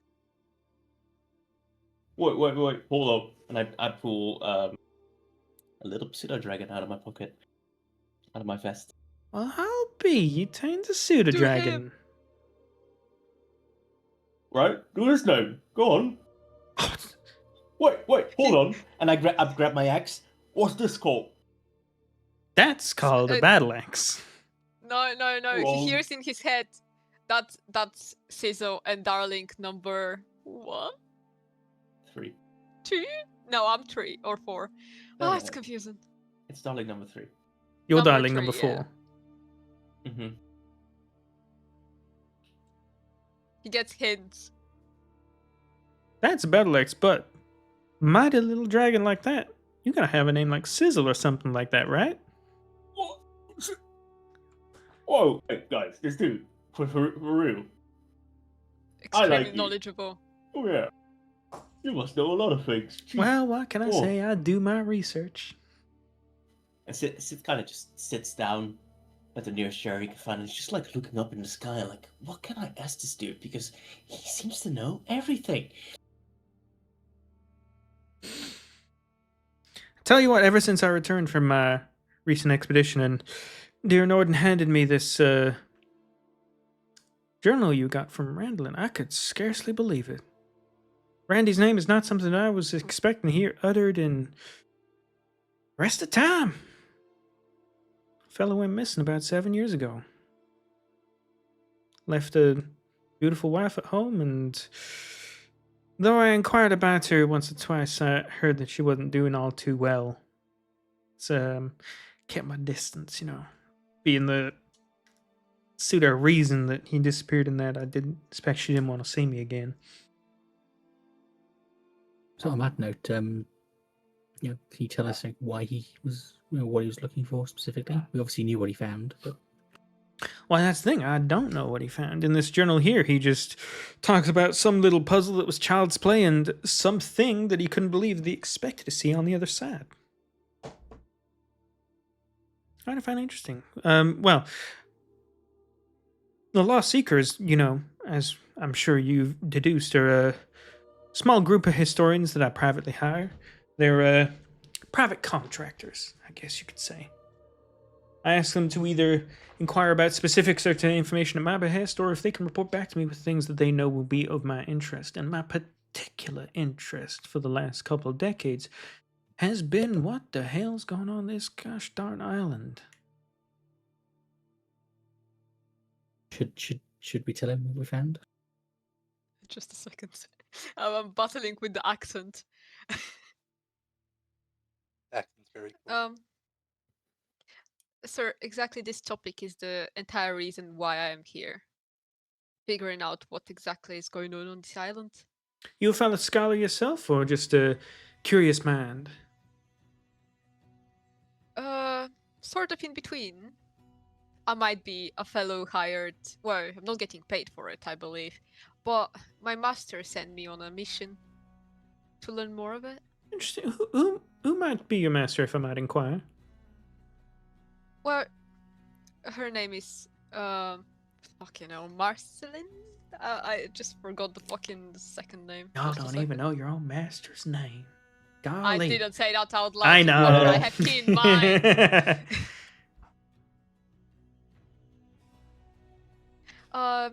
My master's name is Marceline Ember Whisper. I'm sorry to interrupt, but since you seem to know everything, why is the sky blue? Matters of science are a bit beyond me, sorry. I'm more of a history buff. But that's certainly a good question. Not one I've thought about myself. Maybe I'll inquire. Marceline Ember Whisper. She's not a name I recognize. What's her field of study? Well, she's usually not really a proper historian per se, but she helps people with let's say magical inquiries. Much is the blight of many high-level wizards and sorcerers. Being a taxi for hire, or just, some way to rejuvenate crops, people come to them for anything. People don't know the limitations of magic, so they'll ask damn near anything. So before we tell you anything else, and while I'm doing this, I'd like to do an insight check on his response. Do you happen to know anything about the Institute? Oh, the Institute? What institute are you referring to? What did you say, sorry? What institute are you referring to?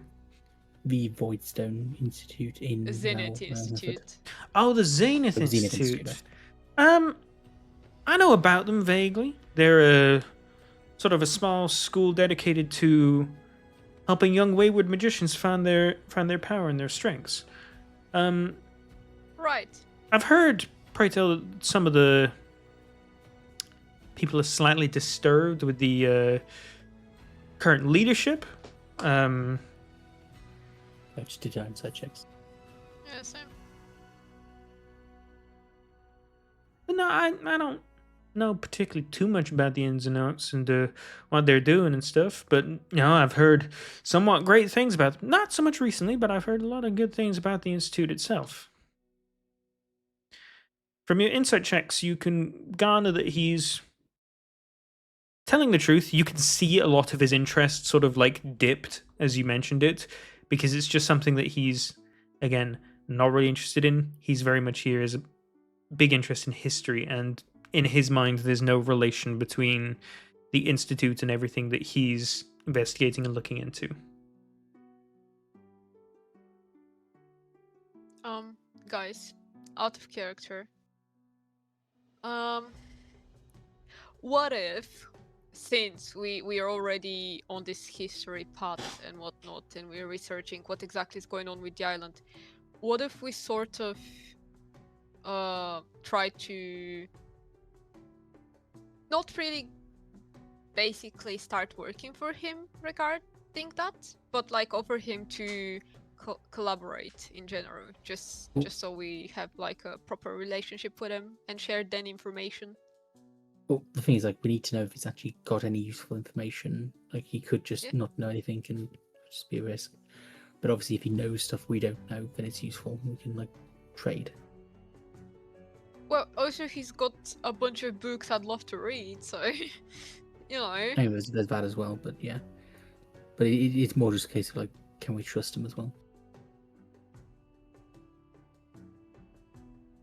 Okay, well, I mean, so I think it's safe if we tell him what Randy found and see what his response to that is. But that's the thing, so we're gonna trust him with one of the biggest secrets we know of, but we won't trust him to collaborate. Even though we're gonna be collaborating by telling him this.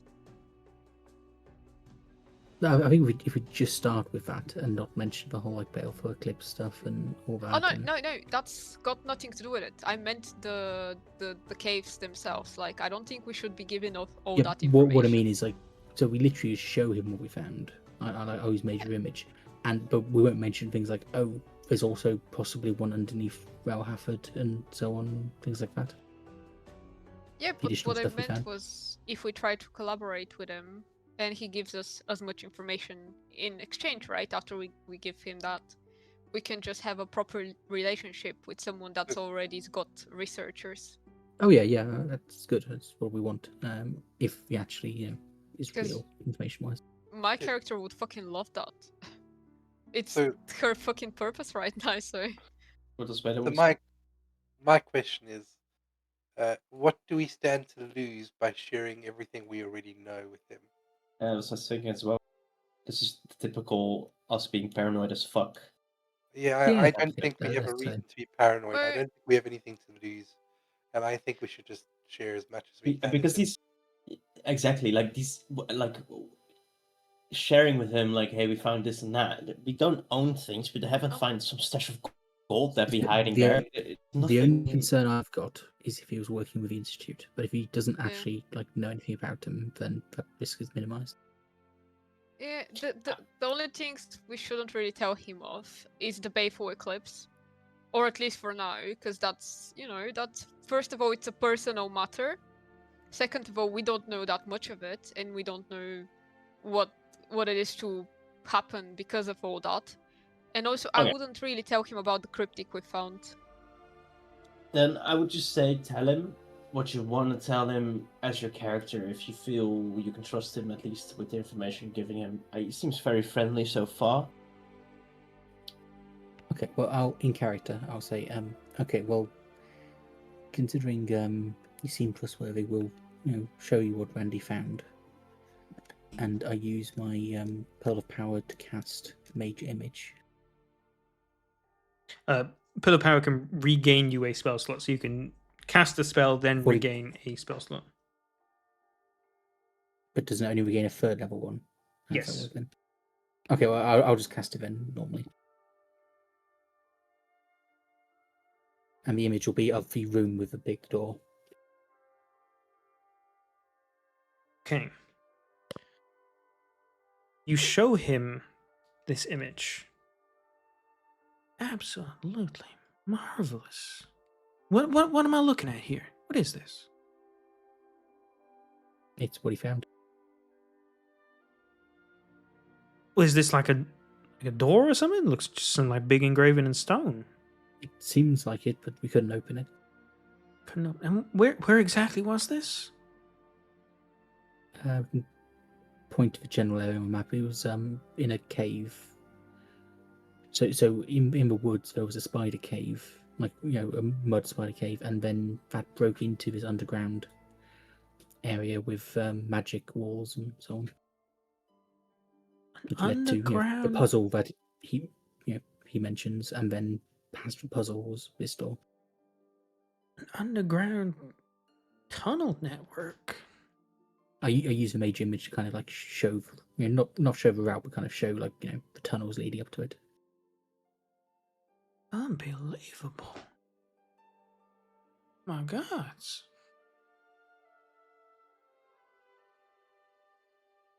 This is some truly monumental information. I hope you know. There may not be a single other person alive who has this knowledge. The only other one we knew is now dead and gone. Well, not entirely. Not necessarily. Yeah, about that, and I just bring up the skull. Is that? Well, we found it with the journal, so we presume it's him. Kind of, as you can tell, it's kind of hard to tell otherwise. Oh my God, that's Randy. Ooh. Did you ever speak to Gwen, by the way? Yeah, we're friends. Your friend? How's she doing? She okay? Well, you see, she was doing quite better because of us. Well, she's doing quite better per se, because she also started remembering stuff. She actually told us about you, because before That that was we your had no lead, idea. all right, okay. Exactly. While he mentions that, can I just send a message to the innkeeper and ask, how's Gwen doing? You get one of the Update. similar messages you've always had back saying basically she's fine, keep working for her stay, and that's sort of all that's happening. However, throughout the time we've managed to get here, there have been some complications. The institute we asked you of, in the last couple of years, or like, can I recall the time since the guys brought his researchers? Yeah, it was last years? couple of years that Spriggett was Yeah, okay. ousted.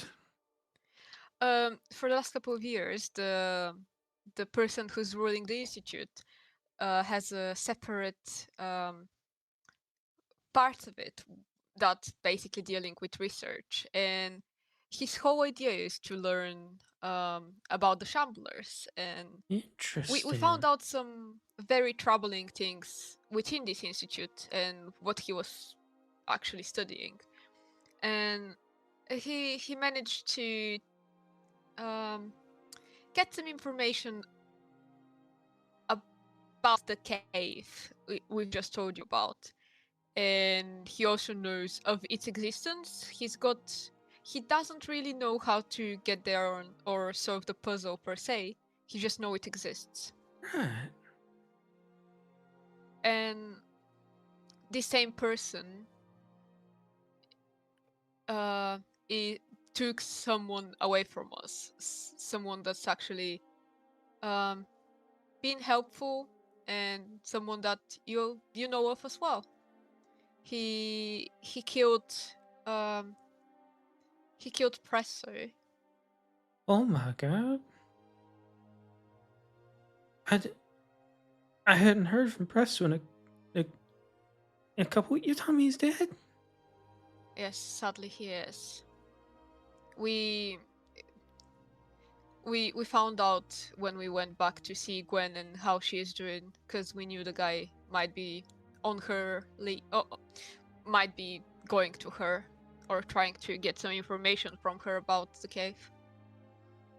And Presto was just an innocent bystander. He just got killed for nothing. Oh my goodness. I think one important thing to note as well with this whole door thing is we have reason to believe there might be others underneath, like at least Ralhafford, but presumably every major city. That does track, and that is exactly what I would have expected. I use minor image to show like the symbol behind you, his chair and such. It's a symbol I've investigated myself. Paid a pretty penny to get up close to that big old thing behind the Lord's throne. My goodness. I knew of this symbol before. It's related somehow to ancient, now long since gone, barons and how they were somehow linked to each other in some kind of way. I still don't know exactly what it is, because it doesn't really come up almost anywhere else. It's like used faintly in iconography, but like people don't really know what it is. It's just one of those things that is something about the Lords. So you might find it like stamped on crates that are traveling from one city to another, but it's not ever officially like a symbol or a logo or something like that. That's real odd. God, it's so much information. Whew. Yeah, it's a lot. Well, what Andros tried to say is, we also found something underneath what we think is the manor in Rauhafford. We found a really curious wall. Underneath the manor? Yeah, Quite, or at least quite far underneath. Quite far underneath. We managed to get there through some secretive tunnels. Oh, because Ralhafford's goes on a big mountain. You like tunneled in through it? Yeah. And the interesting thing, the reason, it's only part of the wall we managed to expose, but it seem to be imbued with the same magic as the walls in the other place. Yeah, couldn't pass through it. And I show the. I will try to draw the symbols we've seen on this wall, the scratches type of things. That's odd. Almost looks incomplete. Exactly.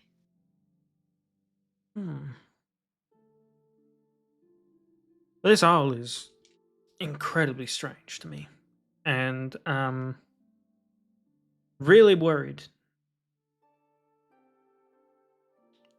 Part of me always maybe thought that Randy maybe won't dead and just part of me was hoping anyway.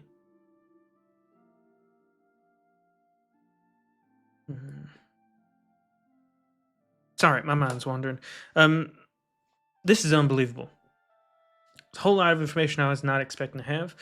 Though my research into origins of this island and whatever curse may be upon it has been extensive, I wouldn't have imagined things would go this deep, both literally and metaphorically.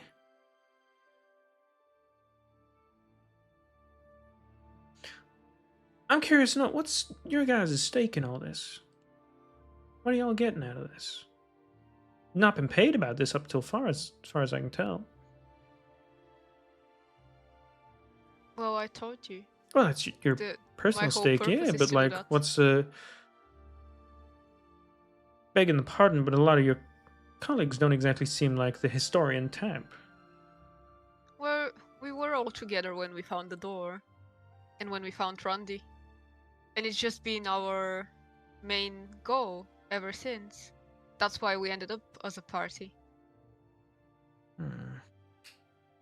Just trying to figure out what exactly is happening with these islands and why the shamblers exist.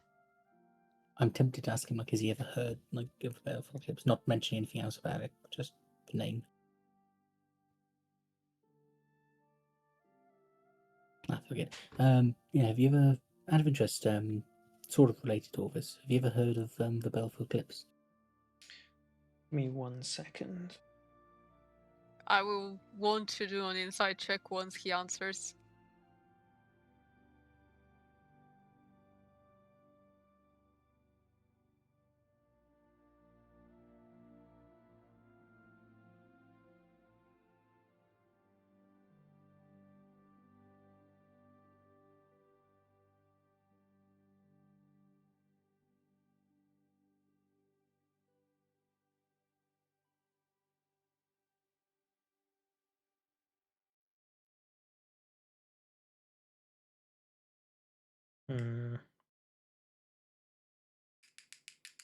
For some reason, I did not prep this particular line of questioning. Give me What the fuck? me. Wait, are we reacting to the fact that he's just stopped? No.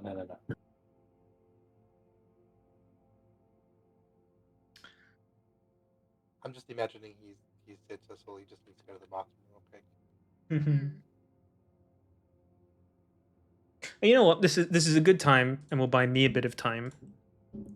He said, because I planned this to happen later in the conversation anyway. You know what? 2-hour session? I very much am interested with partnering with y'all, and potentially paying you to find out some interesting information. I've got some clues I may want you to follow up on myself, but begging your pardon, and I don't mean to question anything by doing so, but I need to first ensure that you are worth your salt when it comes to the deductions and other skills that have been necessary for breaking apart one of the biggest mysteries the world's ever known. Don't get me wrong, you've come across a lot of information, but my one concern initially is that the most biggest parts of it is stuff that you've happened to come across. I, as a way of ensuring for myself that I'm about to employ the right kinds of people, and then share with them all the information that I've spent a great deal amount of money procuring, have a small challenge I might want to issue to you. Right. I have a couple of documents that I've recently donated and some that I have privately had exclusive view of in the Stonebound archive. Why don't you head on down, tell them to show you what I was reading most recently, and you come back here and tell me your conclusions or questions that may come to your mind or things you might want to follow up on. Stuff that I think would break a lot of this case wide open. Stuff that I've got locked away in here. Even if you can't, come back and tell me what you learned, and I'd probably be willing to be spending some big money ensuring that you come back with this kind of information again. Not gonna lie, when he said like wasn't sure if like the real deal, I was tempted to summon a shambler. My we ego is can kind go. of hurt. We can go and like check the archive. Be able to write out a note, giving his permission. Oh, of course, yeah, We've no, been there it's recently. Actually. totally fine. He just writes a little scribble on you. It's like, just says, Tilly, show him what I was reading, and then just Terry's signature. I make a note of his signature. Probably best to do that outside of his house, but sure. I mean, I'm not just like going to stare at it. I'm just going to take it. That's what I thought you were going to do. You just take it and you just, Let me look at it. Yeah, we can head over and read some books. Before we leave, I mean, Sid is kind of, following the conversation, all the type of shit. But at the same time, he has been pondering. This guy seems very knowledgeable. At first, Sid thought that he knew basically anything, but then he realized it's mainly about history and things in the past, and that made Sid think. So Sid goes, Could I ask you one more question? well, of course, go right ahead. Sid takes a brief moment of like, he just pauses a little bit, but In the past, and I'm not saying I want to do this, this is purely research, I would say. I'm just gonna ask it. If one would buy a half-orc like me, buy it as a slave, female, where do you think that would have happened? Where would that happen? So, can you just repeat that again in just like non-orc voice, just so I can get the... yeah, sorry. What Sid is asking is he's basically trying to figure out how the previous Duke Grimscorn, his father, obtained his mother. But wasn't she a human? Was she? She must Oh, have yeah, been. because it's half-orc, yeah. Or I think that's Oh. something that was mentioned. Yeah, and he kind of bought her, right? As a slave? Mhm. Yeah, so Sid's trying to figure out, like, if that would happen, where would she go? You asked This is what specifically, Russell how would you go about buying a half-orc woman? Yeah, and yeah. Well, my mom was a half-orc, right? Wasn't she? Or was It's she a human? not been stated, but that can be a question It's if not you been want. yeah. Yeah, okay. I mean, it's not been stated. He trips We up and we says, don't know. well, first and foremost, that would be impossible. No such thing as a female half-orc. They're a male-only race. But if you were to look... This is a matter odd question, don't get me wrong. But if you were to try to purchase someone, it's the sort of thing that you can do. Indentured servitude is a mighty thing, and anyone would do a lot of things for the right kind of money. But it's certainly possible, though highly frowned upon. I frown upon it myself. It's just, I knew someone who was been bought got bought, and I'm just wondering where that might have happened. Just to retrace the steps, if you know what I'm saying. There aren't, as far as I know, I'm not too au fait with the black market dealings. It's not my cup of tea or my area expertise. But it's maybe also the kind of thing that someone with the right amount of money could do virtually anywhere where there's impoverished people. Right. I take you kindly. I just, yeah. I was wondering, you seem like a knowledgeable person. Thank you for your time. I happy to help with answering questions, odd as they may be, but I'm hope that whatever's clouding your mind is clears up soon. Sits his hand on his bag. Ah, yeah, me too. And I say that without looking at the guy. Before we leave, I'd take Randy's skull as well. Just saying, like, I'm sure you understand, like, until we agree to work together. Wait, what? Say that again?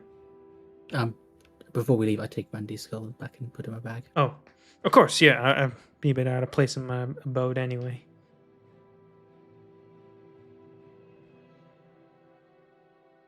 That's great. Yeah, let's head out. On the way towards it, Anxie would ask Cedric if he's alright. I'm fine, little lady. I'm alright. What's troubling you? The information about your mom? Sit hesitates a little bit.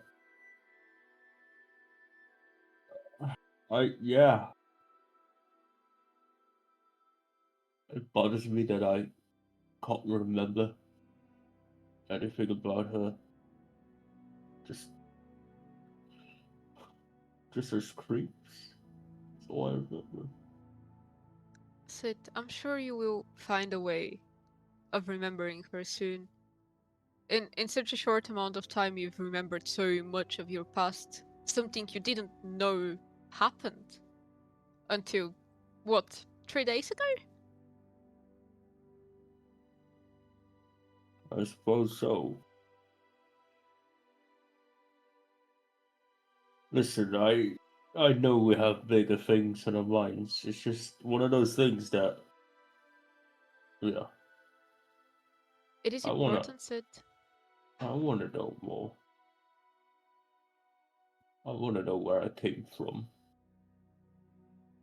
I hope we find out. Me too. Because yeah. Between you and me, my father, he was a right fucking dickhead. He sure was. Yeah. So I'd like to know more about my mom. You know? It just makes sense. I bet she was Anyway. lovely.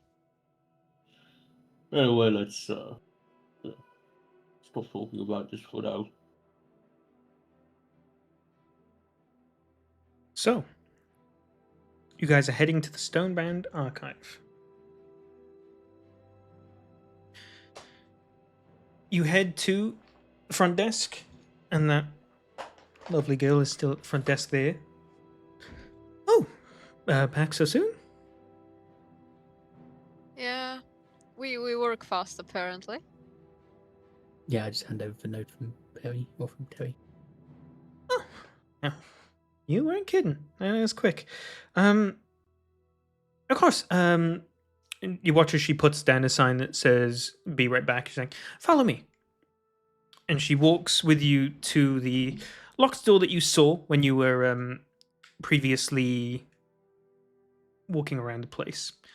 Unlocks it and heads inside, and you find a very, very tranquil and quiet reading area. You see a couple of bookshelves that have grates and locks on them, and there's a reading area in the center with seats for a couple people, but only a couple. There's a couple of very interesting things around the room. There's a lot of like framed ornaments and doodads and other sort of things. Something that really strikes you is there is a old and busted shield that has a familiar marking on it. The marking that you've seen above the Lord's door several times and down in the dungeon. You also see, framed as sort of like the centerpiece of the room, a rather large sword that looks to be entirely made of stone. An incredibly unique look. It looks incredibly old, but it looks very well kept and pristine. I compare it. I've still got the helm and sword we found near the Avaleth. Is it the same material? Very different material. The one on the wall is literally just stone. The one that you have is like an odd mix of stone and metal. Okay. You also see a couple of old maps on the wall, corresponding in like the ages where, like, you know, what cities showed up originally on which maps, and like they've obviously got the most recent map, but then dating back until the first time there was a map where there's only a few cities on there. All the Brow cities are still there. Rao Andruk was still named what it was. Settleton was there. Downbury was there. Steadworth. A lot of the more bigger towns now, you can see that they've been drawn a little bit smaller, but they're basically the only ones there. A lot of the smaller towns you see nowadays just don't exist on almost any of these maps. So he wanted you to read what he was last reading, which was the diary. Let me go fetch that for you. Diary? You watch as she unlocks the cabinet and brings you out just a couple pieces of paper. You see from the way she's holding them incredibly delicately. In fact, she's put on gloves for this and is holding these very, very daintily, places them down. Please, if you can, try and make sure your face is far away from when you're reading this, because with paper this old, even just breathing too close to it can cause it to deteriorate a bit quicker. But here you go. There's a small cover page on the front. She puts down her gloves and it's like, please use these if you're going to touch the paper. There's a small cover page on the front of it, which reads, "The writings found herein have been verified to be that of Gendrick Calanor, one of the first settlers to have come to Ralverkil, and a person who was lauded for his knowledge of agriculture, who without the expertise of Settleton may not have survived. The following is his personal diary following his initial journey to Ralverkil, as well as some of the trials and tribulations he faced during the early settling." I am going to share this now in our important information Discord for those of you that want to follow along, but I will be reading it aloud. You make sure you can open that as well, and you've got can read it. Okay. So it starts. I find myself writing as I've become truly enamored. The ruby streak that was painted must be some kind of sign. A sign of prosperity of Agrafis's own design, and a signal to follow. Wherever the goddess goes, I shall follow, and this shall be no exception. Praise be unto her ever plentiful bounty. That marvellous painting of ruby overhead, and a new destination is ordained. No family of my own or a true place to call home, I feel as if she would be calling my name herself. I must ensure that her teachings are found at every corner of this beautiful home we call Zemia. These are all in sort of excerpts. You don't know how many days apart each of them are, and some of them are on entirely separate pieces of paper on their own. But the next one reads as follows. The large landmass to the west. Previously thought unattainable due to its high cliffs and tumultuous waters. No name has it been given yet. Maybe with some luck, if I am first, I would be able to claim it in hers. I've been heading west ever since that beautiful ruby light showed me the way. Soon I shall reach the coast and charter a ship. I'm sure there will be others. hopefully it will be enough to settle. Next entry reads, "Confounded nuisance they are, following their coin purses under a sense of thrill. The group has already journeyed to the island and given it such an ugly name, Ralverkil. Nothing special or particular it is the domain of in comparison to what I would have chosen. Now all my musings have been for naught, and Agraphis will not enjoy her name forever written in parchment. That duty has been usurped. Fellow settlers I have found, their spirits high, and all from different walks of piety. A week we shall journey, but our boat will be the first, and most certainly not the last. Landed in Dragon's Rest we have. A welcoming beach with sand so fine my foot would sink several inches. I've taken a somewhat leading role in our settling, for others have admitted that there are little skills we share amongst ourselves. Sustenance will be our chiefest concern, but for now our primary choice is a matter of direction. Sand isn't tenable for simple settlements, so we have a choice of 3. First, venture down the valley with spiked mountains flanking. Chance of fresh water is slim, and the smooth rock would make structures a difficulty. Second, a path north along the mountains. Spiked mountains would prove difficult for those of us older or carrying livestock and provisions. Would be a maverick's path, but one that surely will be conquered eventually, but I say not today. Third, and my personal choice, an open path to the south. Pioneers as us must take all into consideration and take the safest option. Some young boy scouted south and has seen greenery and rolling hills abound. A perfect place for a settlement, if I were to be asked. Then there's a page on its own. Horror, terror and malice incarnate, we have been besieged and attacked by monsters of nautical flesh, writhing with their tentacles and lashing with their claws. Few of us died, and those that remained were left traumatized. Their attack was one of the most horrifying violence.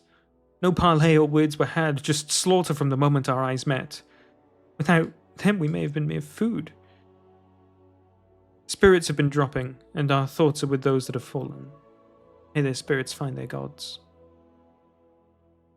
A fine but gruff gentleman referring to himself as a baron came and aided myself and our group. He stated he usurped the title of baron from its previous owner, and to our shock claimed he has a manor a few days to the south. What trickery could this be? A manor already? We had barely managed a patch of tilled earth with which to grow, and he states his stately place has already been erected. The baron was nice and informed us of other barons dotted around the isle. A most curious puzzle indeed. What baron would care to exist with no people to rule? He apologized for our misadventures from the previous day and wished he could have been there to assist. He does seem that he would be most adept at battle. These Banes have been unrelenting in their attacks on us. Barely a week has passed, and thrice we found ourselves at the mercy of this young baron and his martial prowess. Cut them down he does with impeccable precision, already seeming fluent to their attacks. I've tried many times to discuss with the lad his previous campaigns and exploits, but he holds a tight lip. A few references have been made about laying dragons to their permanent slumber, and that of overcoming most powerful foes infected with Malador might. Speaking in vague about the most baleful monstrosities that attempted to bring a permanent eclipse to the world. Most ridiculous of all is his claims that had he not stepped in, then the whole of Zemia might have lost sight of the celestial light it bathes in. The boy is barely an adult in age and stature, yet he claims to have done impossible things that many a veteran could only faintly dream of. Blast these horrific veins. Young Nibblecup is the most formidable indeed, yet it is a pain to still be a burden of his. I've noted that after every battle he returns to his residence and comes back a day later, claiming he needed to check on things and ensure that all was in order. We're the only people on this blasted isle, save for those other barons and these malefic banes that plague the isle. He says powerful magics are clearly at play, and he wishes that we would settle this town sooner so that we may build walls to protect ourselves within. Downtrodden and bereft of all hope we find ourselves. We have not felt a warm light since we stepped foot on this isle. We are steadily all feeling its absence. Late is the hour, I write. This reduction of spirit and hope we find ourselves shackled with is no mere turning of moods or dumps of downing. I cannot feel the warmth of Agraphis's glow. I cannot feel the warmth of an ember tree nor the desperation of the starving wolf. There is nothing to be felt. Late at night, I awoke to say a prayer, realizing I hadn't since reaching this isle. I cannot feel her light. Her presence, ever splendorful, is absent. Gone. What actions did I take to deserve this? I pray with all my beating heart that on the morrow her light will grace the horizon and return to me. And there's a final excerpt. Desperation we all find ourselves amidst. No single individual can feel the gentle caress of their chosen deity. We've all been abandoned. This accursed isle with the town finally settled is bereft of any of the celestial glow I've bathed in my entire life. The Acept in all their might have left this isle. Cries and wailings are all that can be heard throughout the town. Their faithful children have been forsaken. The taste of despair is all that graces my tongue, no matter the food. Never should this feeling be felt by anyone. Though I subtly guide this settled town with Agraphis in mind, she is no longer existing within my soul. To what horrors have I attached myself to?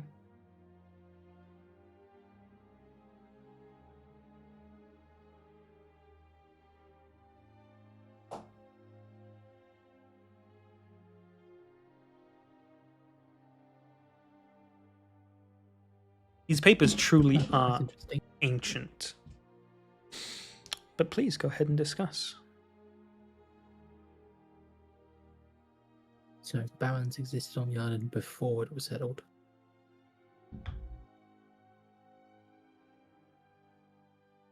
Yep. And apparently the barons were very fucking strong. And aware of it as well. They specifically mention about attempting to bring a permanent eclipse, which I doubt is just word choice. The bay of it. But the question is so if barons were, if a barons are the situation like the druids, where they're not human, sort of thing.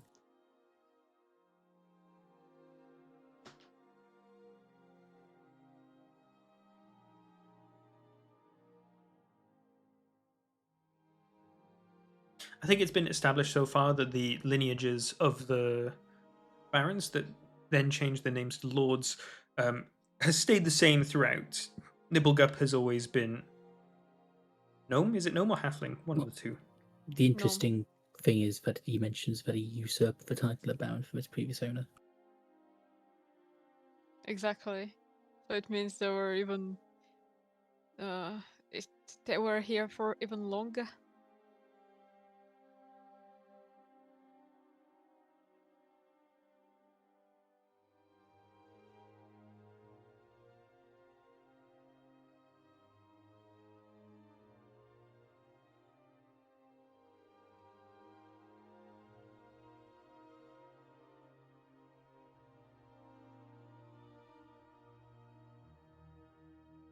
Anything else that you're reading over that you may want to, or points you find interesting?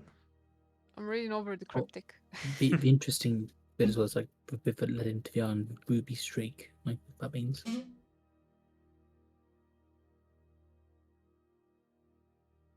think it's in relation to his deity. Anxie, roll a history check.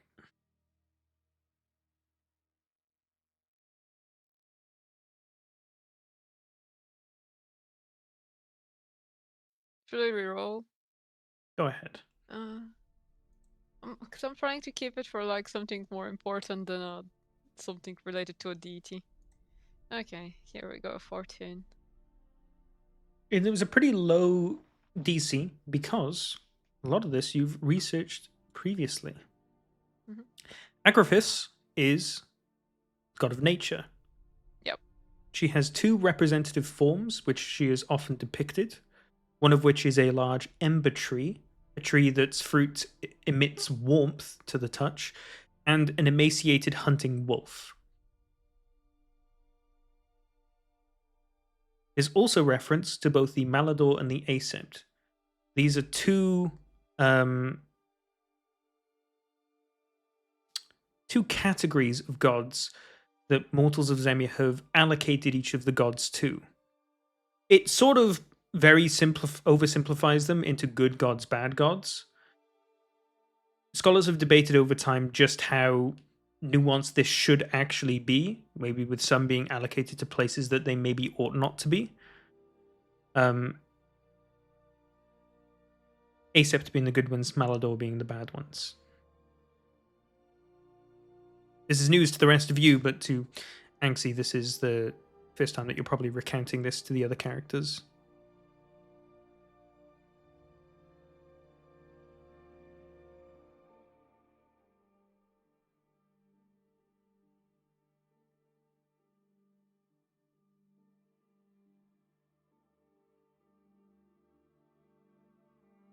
A bit up and in chat is interesting as well.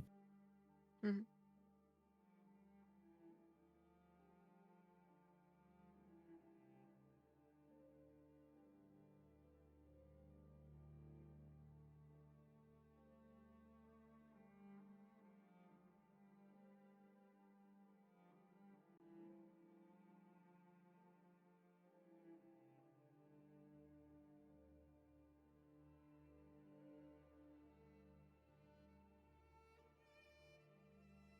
So I think like the questions he'd probably want asking are like, what are the barons?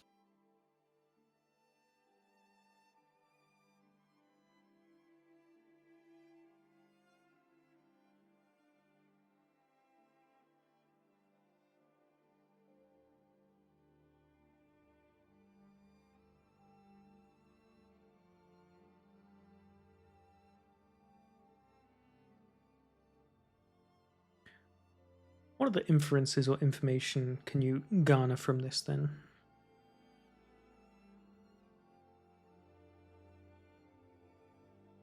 Well, so it's very interesting. It's basically only the barons on the island, other than Selton, basically. But they have manors built and such. Well, he's only gone to from Settleton to Roundy Bogup. He's not really gone into the woods. Obviously, there may be no more people because he stated that it might mean that there was once people, but some people decided to pursue higher power, and all of what's happening currently on this island is the effect of it. Maybe these barons are so strong because they tried getting some of the power we've read about on the cryptic. Maybe they obtained it, and as an effect of that, the people they were ruling after just died.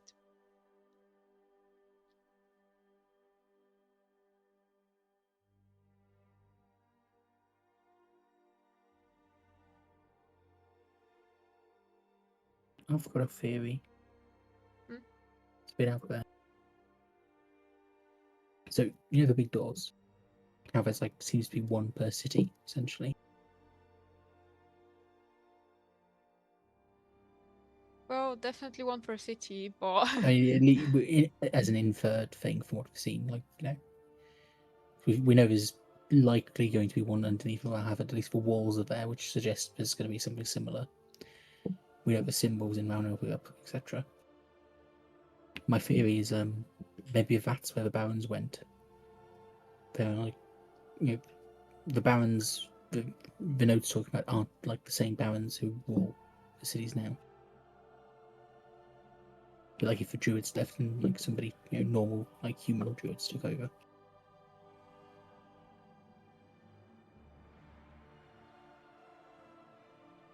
I mean, another curious thing is if this baron was so damn strong, how the fuck the current barons don't really seem it. That's what I mean. So the current barons aren't like the barons. Like they're just people who are ruling it. I think the actual barons aren't like behind the doors. I think they're still alive like the druids, but Yeah. But this guy said that the baron had someone before him. Yeah, it could be like druids, like sort of thing. But what I mean is like they're not just like normal humans, sort of thing. And the barons we know nowadays are different from them. They aren't just like descended. They are lords. They swapped from barons to lords, so Yeah, but that would you know be what I mean. significant. It's like they're not It doesn't Yeah. sound. From the description, it doesn't sound like a normal. From the diary of That- Hegwil Halfthird that you read, you do know that the current progeny that rules over this island is the ancestors of the original barons that settled their manors. At the very like Hegwil, the diary that you read of, the one who met with Adrielus, was like 3 generations or 4 from the original Halfthird who settled the, or who, the manor and the city is named after. So as far as you can tell, they are legitimately still original descendants. The other important bit is how he always went back to his residence to check on things, Mhm. which means there might be like some ritual we need to do, which obviously sounds like the current ones aren't doing because they don't know about it.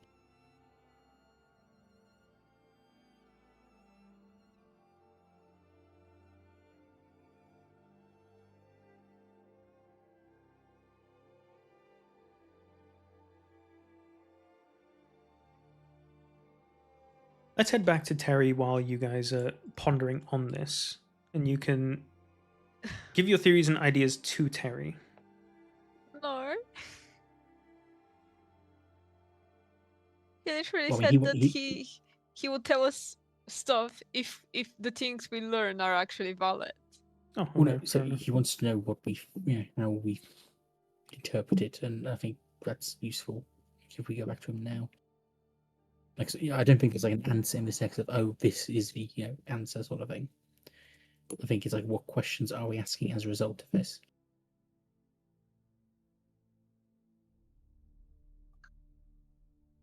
Okay. Scuppy, you got any thoughts on this? You've been looking very pensive this whole time. Just listening. Okay. Shift, are you well enough to stay conscious? Maybe not. Okay. You have 2 people actually paying attention to what's been written. And one of them can't really think right now because it's getting tired. Can we maybe continue with that next session? Oh, you wanna call it quits here? I don't know. I just don't feel comfortable continuing with the current theories we got. I don't think Terry's going to turn and say like, no, you're wrong, get out, sort of thing.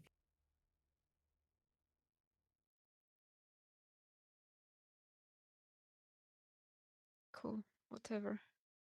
No, I mean, if you just want time to properly like process the information, then absolutely this is a fine time to bring the session to a close. I mean, that's you got Scuppy barely paying attention or being kind of tired or whatnot. Shifty's not feeling well. You're tired as I well. can't think. It's all right. No, it's fine.